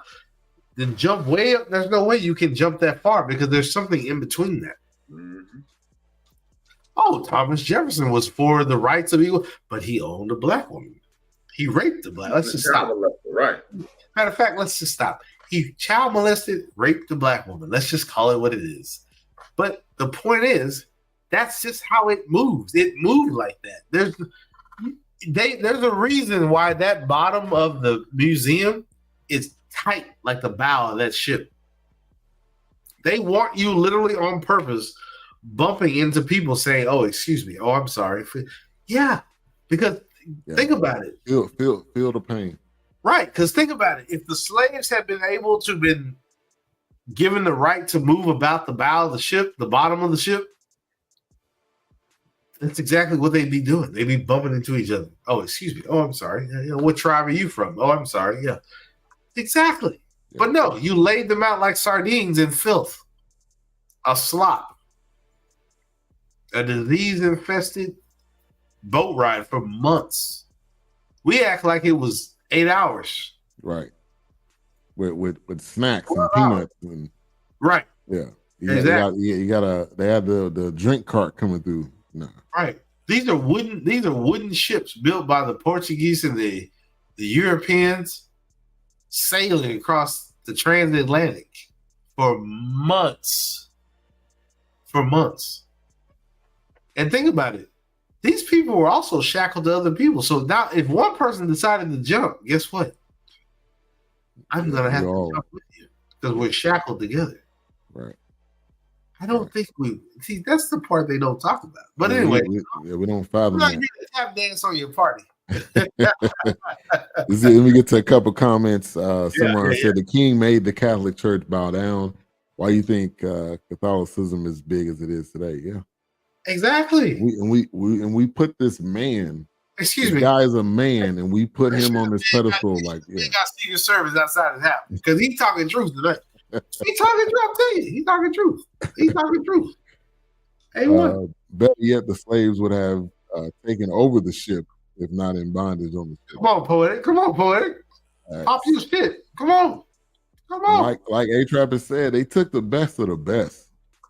They took the scientists and the doctors and that's what I'm saying.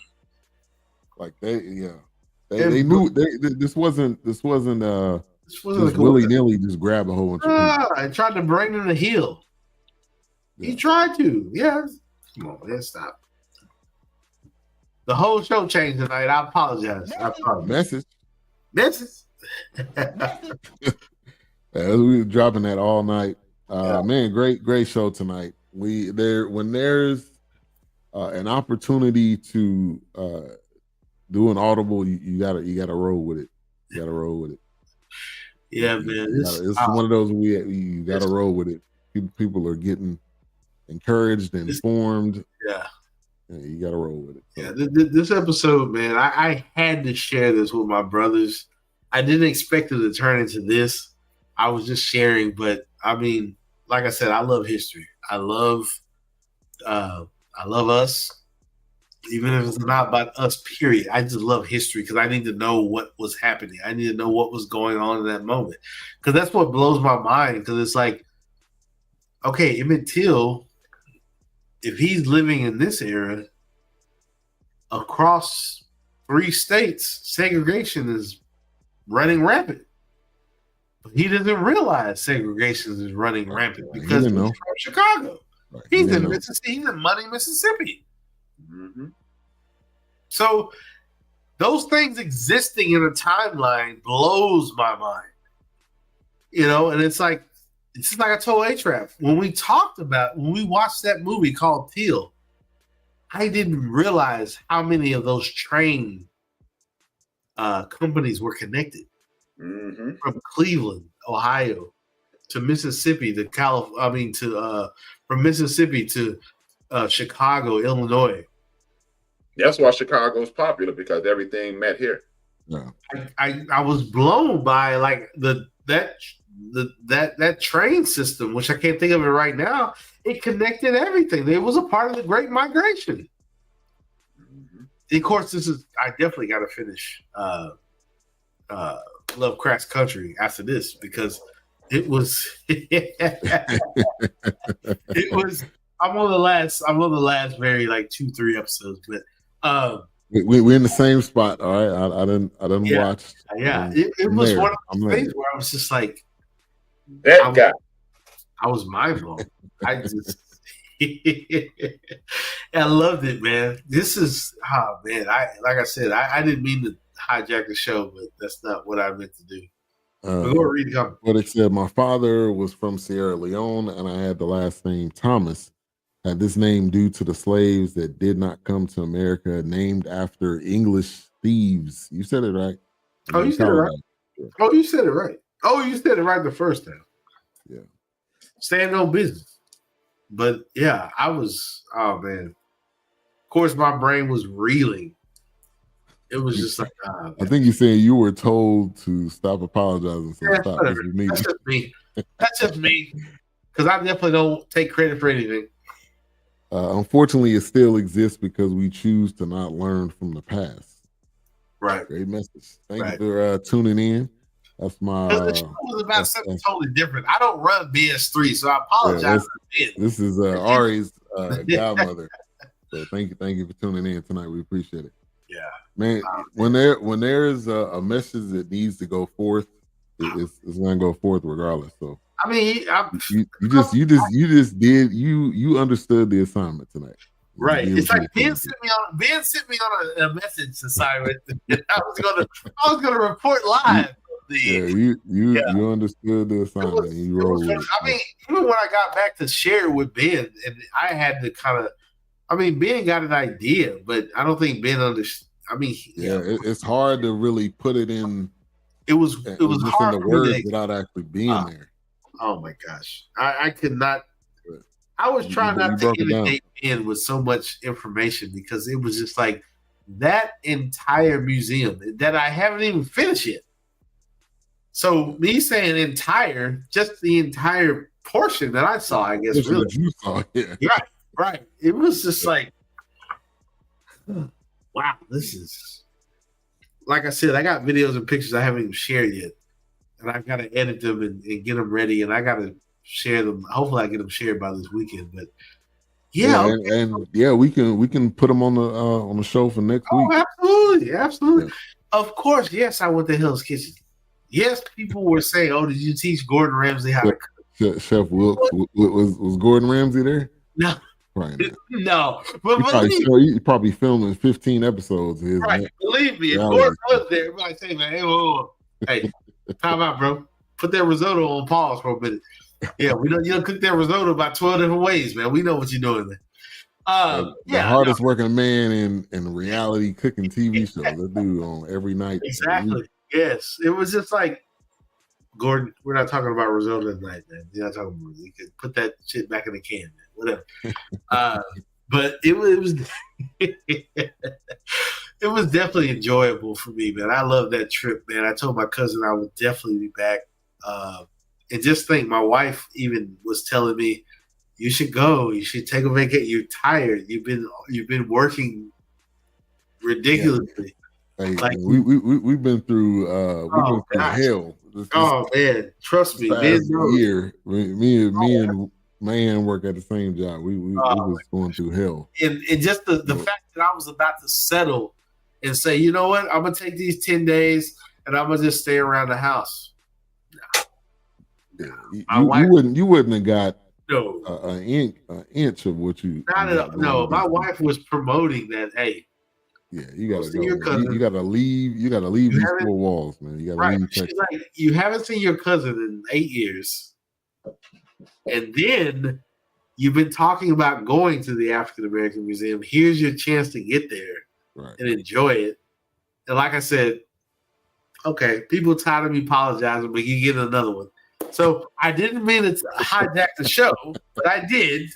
Mayhem's return wasn't there for purpose. That was there for a reason. It was definitely needed, man. It was needed. Yeah, no, I enjoyed it, man. Mayhem in the museum. That's what name of this should be. Here we go, baby. Here we go. And then here we go. Season 5 of Mayhem in the Kitchen starts Thursday. But man, great show tonight. Great insight. I think this was needed. And our history is so deep, man. We only in school you only know the top. You only know the top layer of it. You don't even get the top layer. You just get the frosting. Yeah, you get the sprinkles. It's the glaze. Yeah, you get the sprinkles on top. That's all you get. So it's up to us to learn. It's up to us to learn. Right. All right, man. We got to go ahead and close it out. So next week we will do My Two Sons. We will definitely do that. Mayhem goes back to DC. if you see the second half of the museum, but this is what's scheduled for next week. So you got another week to watch it. But this was a great show. Definitely needed. And man, A-Trap, go ahead and close. Any final thoughts? A-Trap. Thank you, Mayhem, for enlightening us, inspiring us, and putting us in the right frame of mind in regards to this, because this is a building that the current administration wants to shut down. And I think if they attempt to do it, like I said a few minutes ago, we all need to start some type of telethon or something to make sure, do like Jimmy V. We donate so much money to where you don't even need anybody ever to we don't need any government funding. Right. With as many black people as there is in this country, we need to say, well, you know what? It costs $1 million a year to do it. We need to put like 300 or 400 million into this museum, and then just go, okay, now we don't need any government. Just put it in the pot. They can just pull it from there when they need it. This is really one of those things. You're right. We should be given to, because this is our history. It's not nobody else's history. It's ours. That's why I was saying earlier, like Netflix and Amazon, but definitely with Netflix, rolling out documentaries and things like that. But definitely this African American museum, it was like and my wife she's heard me say this 1,000 times. It's like we have so much information on us as a people, but you find it so offensive when you engage with that information. Mm-hmm. But you better damn well believe I better hear about your great grandfather that fought in the Great World War. Oh, fought in the Pacific. Oh, I'm half Viking. I'm half Irish. I'm half whatever.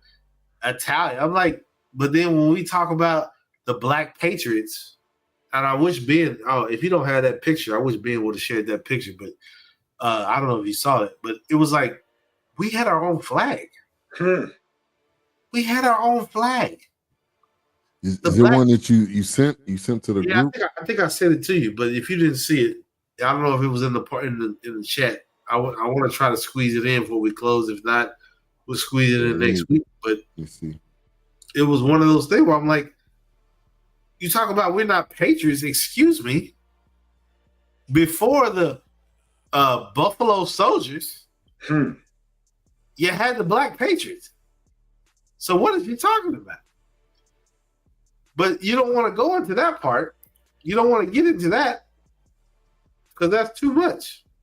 It's like we have so much information about us as a people, and it's like it's almost like, why do you find so much offense in that? You get to celebrate your people. Why can't I celebrate my people? Yeah. I mean, you got black people, guerrilla warfare. But once again, that's not living black people. I'll say that too loud. Right. That's not new to us. That's too loud. If I come up missing, you know what happened. So you don't want to tell that we taught you how to fight. Right. Thank you. Thank you. Exactly. And I wish a matter of fact, I got it right here, Ben. If I didn't share it, I'm gonna share it. Send it to the group. And I'm gonna share it real quick if you can put it up there because I love this flag. Yeah. It's in there if you got it. I just dropped it in there. Show it to the peoples. I love that flag. If I can find that flag and frame it, matter of fact, I don't even know. That may be the one and only flag. I don't know. And if you zoom in, there's information about the Black Patriots. So it's just like, you're not the only ones that started this. You drugged me into this. Abraham Lincoln needed bodies to fight this war is why we freed the slaves, honestly, if you really want to be straight about it. I'm saying Abraham Lincoln started that war. Thank you. You see that right there? But they won't talk about that, though. Because, the only patriots are at, your daddy. Yeah, thank you. Only Tom Brady, one and only. Yeah. I mean, you got them right here. You got Bucks of America. You got Black Seamen, so they was on the ships. You got Corvus attacked the Boston Massacre. We got it right here. It's you don't want to talk about that though. Yeah. You don't want to talk about that part. But okay. Yeah, like you said, the information down at the bottom, which looks like they're breaking it all down. They tell I made sure I tried to get a clear picture of that because when I shared it, I want you to read it. And if you don't, well, you get it. That flag says enough, Black Patriots. Yeah. Another great shot right there, man. Thank you. Believe me, I was thinking about my brothers when I was taking these pictures. So I couldn't get everything, but I'll be back. My cousin knows I'll be back. What's up, Easy man? Thank you for tuning in. Appreciate you. If I can keep you ignorant, then you cannot know your greatness. Hello. That's truth. Hello. Truth. Hello. Message to this day. To this day. To this day. To this day. Exactly. Man, I keep repeating. I know y'all hate me tonight. It's probably the worst episode I ever had. Nah, man. I love these African American music. Study lesson for next week. He says, learn that flag, what it stands for. Absolutely. I will be quizzing. Believe me, I will. He said, wow, didn't know that existed. That's what I'm saying. That museum we don't know, man. That's why I was saying that museum was blowing my mind. It was just like, what is? From the oar of the canoes that they used to escape. See, we didn't talk about that part. This oar is dedicated to those slaves that used waterways to get out of slavery. We didn't talk about that. Right. The revolt. I got a picture of the gun that they used. Matter of fact, the Black Patriots, it was in that picture. They used those guns to revolt against their masters when they got a hold. I'm like, look, here's in a nutshell. If you keep hitting a wounded dog, eventually that dog is going to retaliate. Yeah. It may not be immediately. It may not be on sight. But that wounded dog, you keep hitting that wounded dog enough, it's going to retaliate.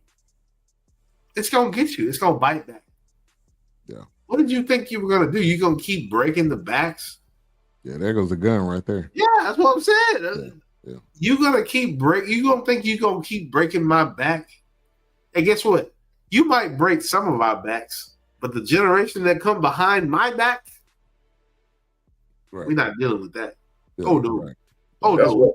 That's why I be wanting to slap people that be hollering. I ain't my ancestors. Yeah, you're not that strong. You're right. No, exactly. That's why I was saying about the cotton. We not built. We not built for that. That's why I was saying about digging cotton. It's like we've allowed. I say we. Maybe I'm wrong. I don't want to use a song, but they've tried to make that such a bad term, picking cotton. Excuse me. I know I wouldn't survive picking cotton. I know I wouldn't, because you're out there. Most of us wouldn't survive that. Because here's the thing, you got that whole era. Because when you pick that cotton, you got to make sure that bag is what they want you to pick. Because if not, it's not going to go how you want it. You don't want that man at your door at 3:00 in the morning, right? Because he didn't get his cotton picked right. You didn't fill that bag properly. And raw cotton at that. Raw cotton will tear your hand up. Yeah, like we were talking about earlier. It's got thorns in it. It's got right. When my grandmother had that raw cotton that she used to sit, because she used to pick cotton. She had a cotton stem. It had cotton still, the seed. It had it was dead, but the cotton was still like it was cotton. I mean, you just needed to get it away from what it was dead from, which that'll preach all day. If I can pluck you from the thing that has killed you, I can produce something that will grow you, but that's a different sermon. We're gonna talk about that. We're gonna talk about that later. But anyway,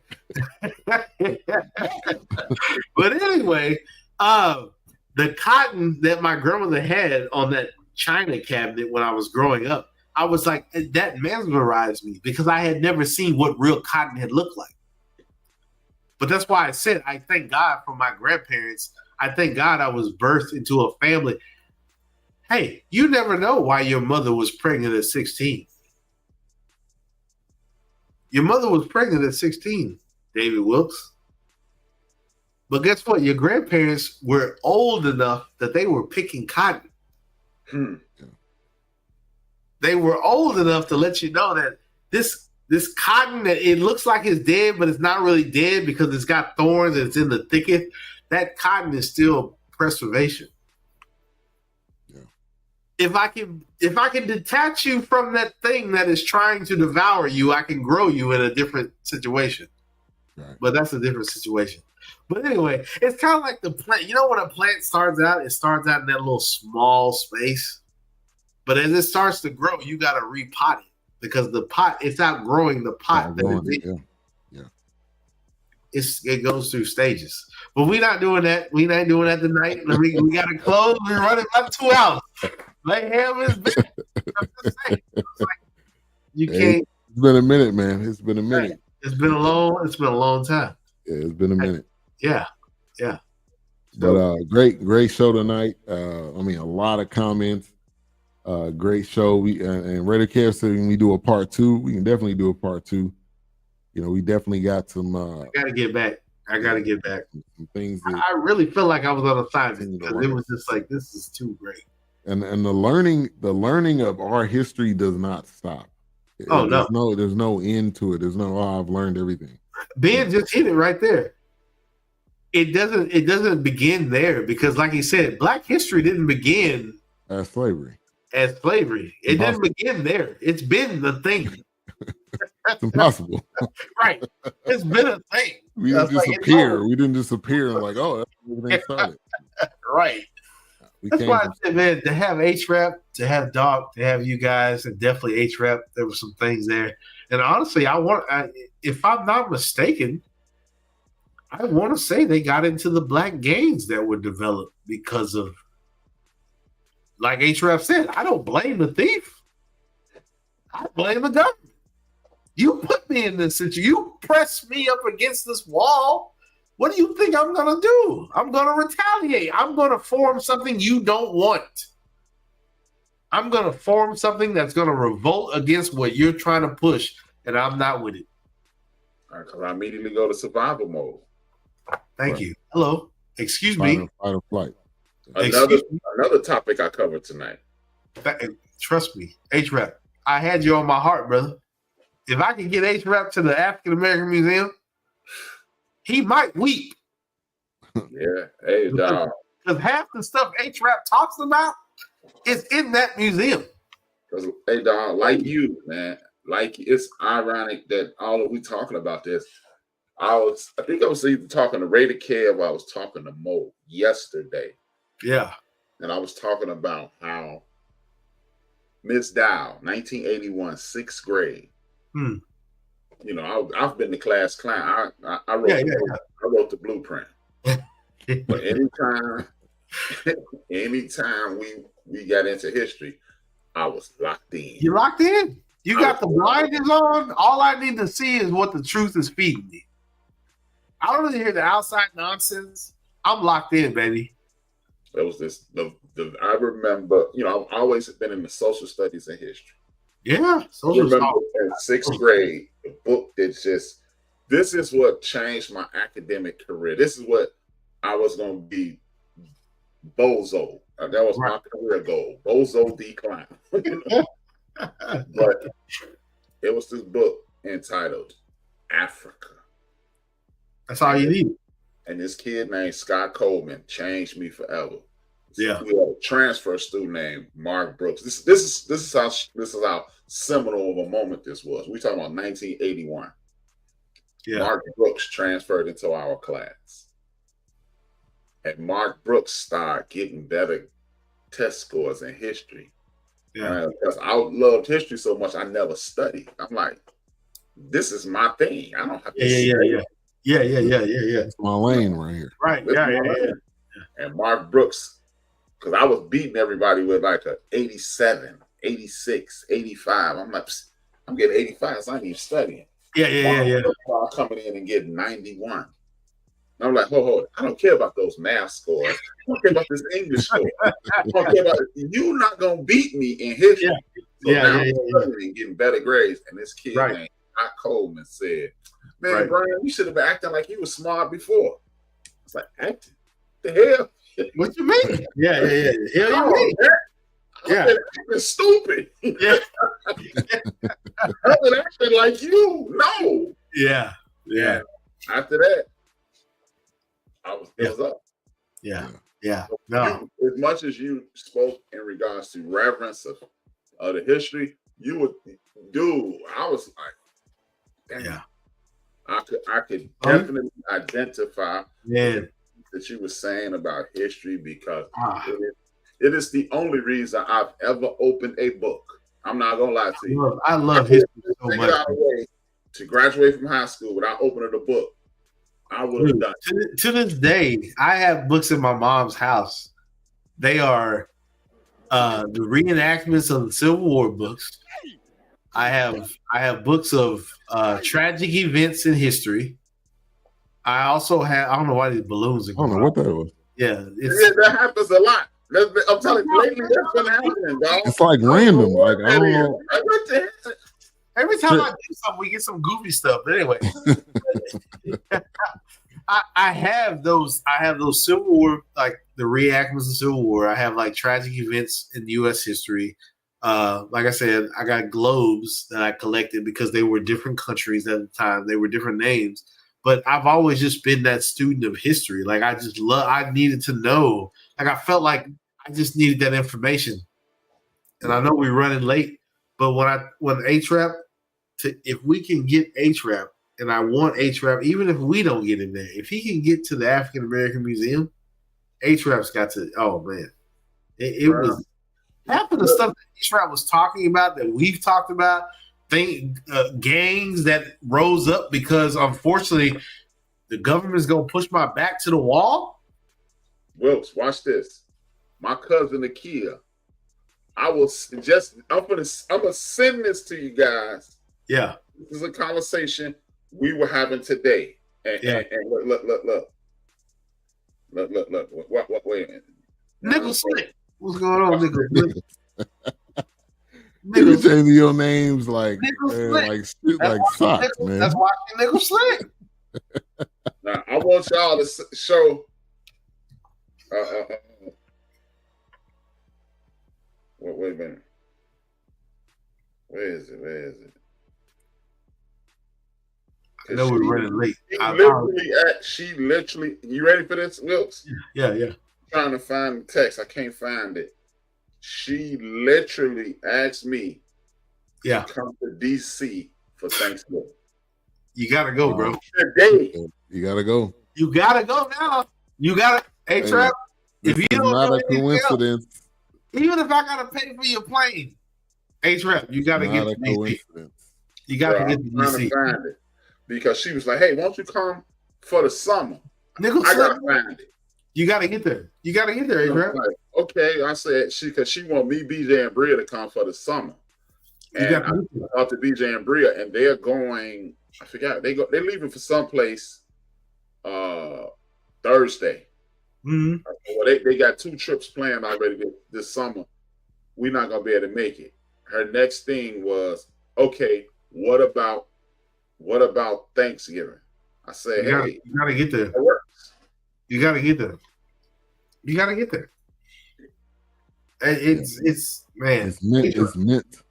He's got to get be there because that museum and half the things we've talked about and what he's talked about on his show and what we've reviewed. Nigga Slick trying to come for you, man. Nigga Slick trying to come for you. She's coming for your throat, man. She coming for your throat, man. You know who that is, don't you? I know who that is.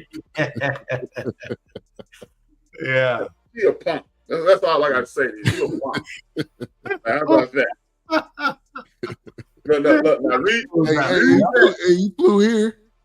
Yeah, you flew here. Yeah, you got to fly to DC. I don't like. Forget that punk, man. Forget that punk. I don't like flying. It's this narrative that's been created by some people that I'm afraid to fly. I ain't B.A. Baracus. Now you see that, Wilkes? Yeah, I see that. What time is that today? That is matter of fact, the flag that you just shared, that was at 10 o'clock. No. Time.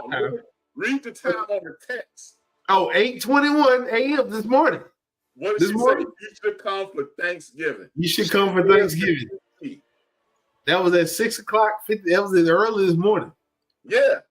Yeah, that was at 8:21. That was at 8:21 a.m. And then you had a text at 10:20, and then 6 o'clock today. Yeah, no. And then the flag was shared early, but that was between me and A-Trap. But yes, hey, it's a cool days. It's meant. You gotta get out there. It's to be, man. She asked me yesterday about DC. I had no idea this was going. Nobody had no idea this show was going in this direction. She lives in DC. She's like, "Cuz, why don't you and BJ and Bria come through to DC for this summer?" I gave BJ and Bria. You see it say, "Hey, they got 2 trips planned this summer." She said, "Why don't you come for Thanksgiving?" And then you got to get out there. You got to get out there. That's confirmation. Confirmation. It's her. That's it. That's what I'm saying. I was like, it's right up his alley. A-Trap definitely got to get out there. There ain't gonna be nobody out there at Thanksgiving, man. It's gonna be perfect. No, that's when it's crowded for real. It probably is. I wouldn't doubt it. That's probably when it's at. That's when people coming in and out of town. And right. I'm flying in the B-more. I ain't going to Reagan. Yeah, she coming for you, man. He's going. I got A-Trap back. The whole show. Oh, she coming at the throat. She going. She in there. We gonna make sure you get there. All right. She in there. I know people in Chicago. He can carpool with somebody out. I don't know how long that drive is. 12. Right. At least. I used to be a road warrior, Jack. The road crew. You and Big Illinois go. Man, that joker, man. He ain't even from Illinois. I told y'all he really from Milwaukee. He's not Milwaukee, man. It should be Big Milwaukee. It needs to be big Milwaukee. It needs to be not big. Milwaukee. What's the name of that city in between Illinois? Y'all gonna hold his hand. I ain't holding his hand now. All right, I ain't going that far. I'm gonna be on the fight Thanksgiving. He gonna be on his own.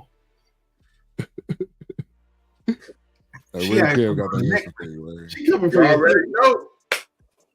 She coming for your throat, man. Yeah. Oh, he'd be good. With a name like Nickel Slick, you already know. Nickel Slick coming for your throat. Nickel Slick. Oh man. You better watch Nickel Slick. I ain't scared to fly. I'm scared to fly in the Reagan. Oh yeah, don't fly in the Reagan. I didn't fly BMW, man. BWI, man. BWI was where I flew into. And I had Deacon Dale pick me up in one of his African Land Rovers. There you go, right there. You got one of his deaconesses to pick you up. Man, don't do it, man. Don't And do you it. see what I put on his page? I put Hmm.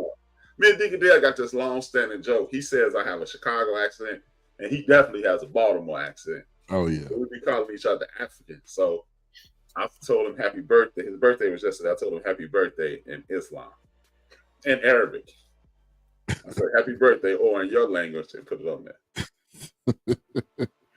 What's he say? Yeah, y'all ain't going back and forth on that. Man. Oh yeah. It's been going on at least 5 years. Me and Dad. Yeah, but that Baltimore, man, you can't hide that. You cannot hide that accent, man. Yeah. Since I cracked on his like, hey, what? Well, yeah, so yeah, man. I mean, I was sitting here sucking it up. You kept saying, "Oh man, I apologize." I'm like, no. It's where the mall at, bro?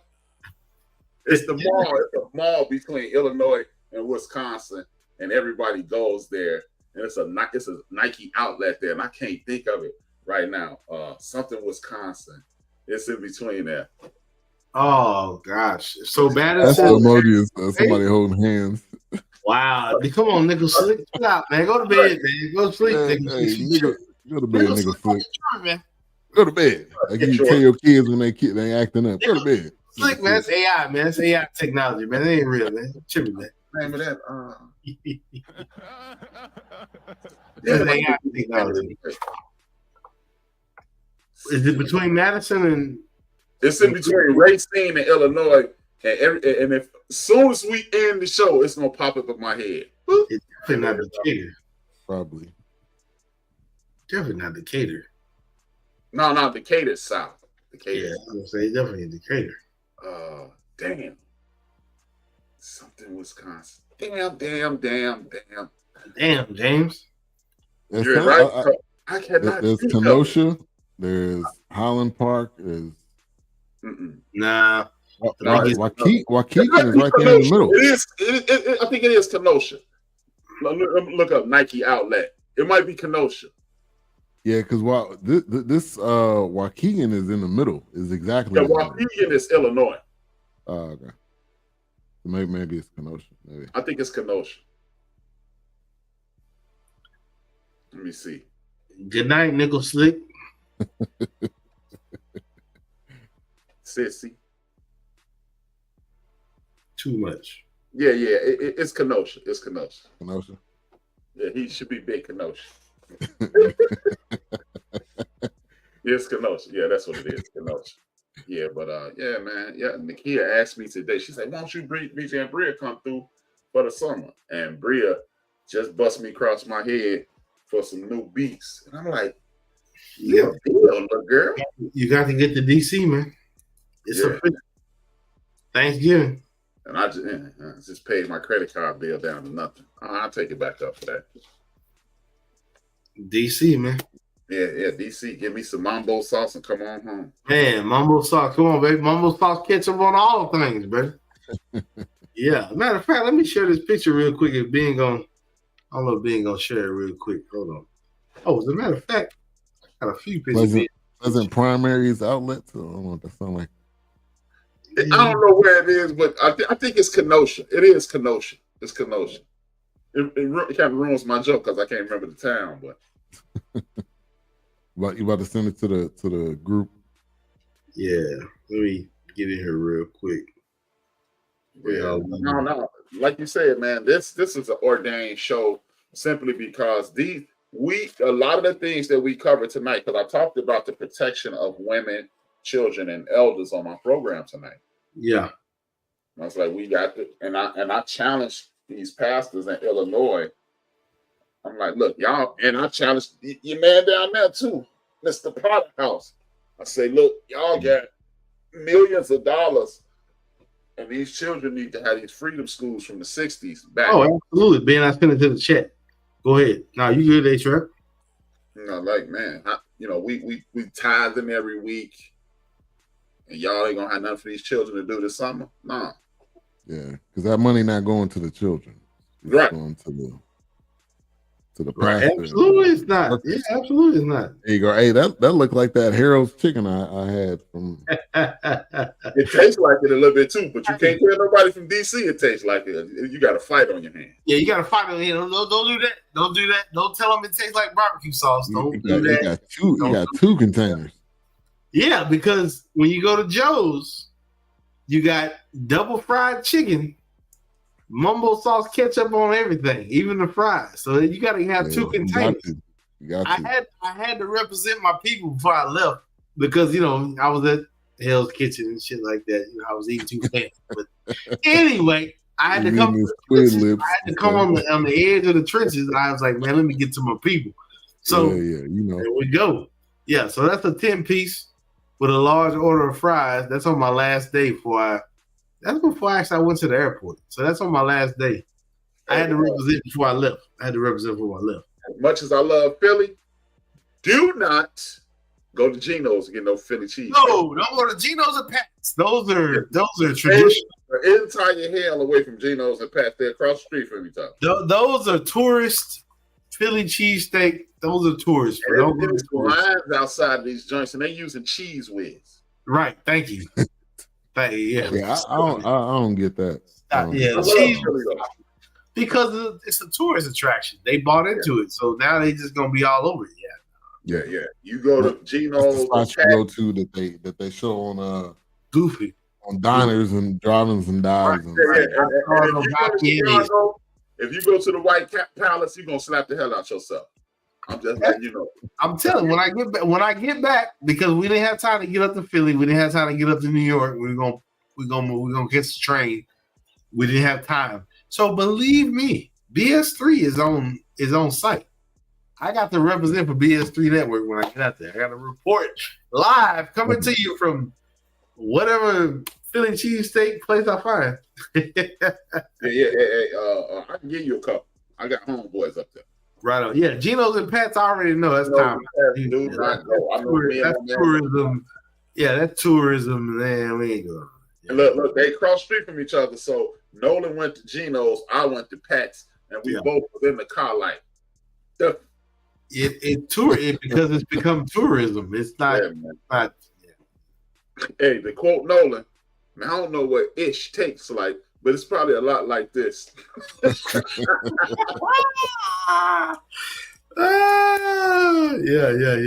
Come on, I said we don't do ketchup in these parts. Hey, Mumbo's, honestly, like I told him, I was like, don't tell them, but it's really just fancy barbecue sauce. In Chicago, we call it mild sauce. Yeah. We call it KC Masterpiece out here. KC Masterpiece. Yeah, I wish we could have hung out, man. I was taking you to Uncle Remus, so you did the ultimate taste test. That's the conversation in Chicago. Uncle Remus. Yeah. I have to say, look, I had to eat some mumbo sauce for the locals. But like I said, at the end of the day, you're just making barbecue sauce. You haven't done anything. Unfortunately, I hate to break your back. You can hate me, throw sticks and stones, whatever. Come burn my house down, whatever it is. But it's they will. I know they will. It's because when I got to making it, I was like, this is barbecue. It's just barbecue sauce. They put a little something on it. But I won't knock it till I try it. I'm gonna represent all day. Hey Mo, give me some of that extra mumbo sauce on everything, ketchup. But it's really just barbecue sauce. But whatever. I keep saying that, but whatever. Yeah. And see, that's the thing. DC and Chicago, we share slang, we share food. Yeah. Like even on the yard down at the school, cats used to be like, "You from DC?" Like, nah. Yeah, what's up, Mo? Like, what you doing about? Nothing. Dude ain't named Mo. We call him Mo. Dude ain't named Bob. We call him Bob. So he's like, and DC and in Chicago, you Joe or Charlie. Right. What up, Charlie? What's up, Charlie? What's going on, man? You're like, what? Yeah. Oh, trust me. I got a lot of that when I was there, baby. Trust me. I'm what I'm saying. I'm home, baby. I'm home, baby. Come on, baby. Ben, we going 3 hours, man. Let's go, man. Yeah. Wrap it up. Let's get out of here, man. Well, great show tonight. It just needed to happen. Appreciate you, Wilkes, for sharing your experiences and Thank you. Us just listening and sharing our experiences. So man, it was dope, Wilkes. You killed it. Appreciate it, man. I was I thought about you guys. I wish I could have had you out there with me, man, because like I said, that was my anchor at that African American Museum. Oh man, it's hot. But I'm gonna leave it at that. We'll be back. We'll be back next week. We'll share some more photos. The plan is to do Ali Sadiq, my 2 sons. I changed all the titles of tonight's show because it was definitely needed. But A-Trap, go ahead and close this out, man. I'm gonna hit you with the Combat Jack, man. This is the most appropriate ending. Combat Jack, aka Reggie O'Shea, attorney at law, Georgetown graduate, aka Combat Jack. Rest in peace. And he used to end all his shows like this. He is truly my inspiration of doing podcasts because I heard him do his podcast. I say I could do that, and here we are. He used to say, "Dream your dreams and man up and woman up and live your dreams. Because life without dreams flows in black and white. Life with dreams flows in Technicolor and surround sound." Peace.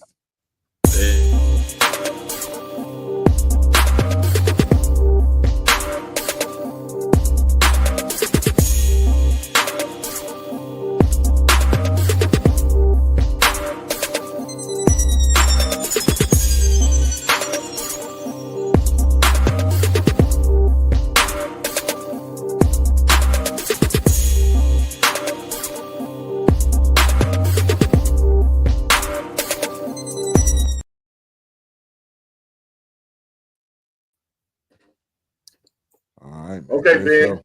This is what I was telling you before we started. We in. Oh, hold on. Hold on.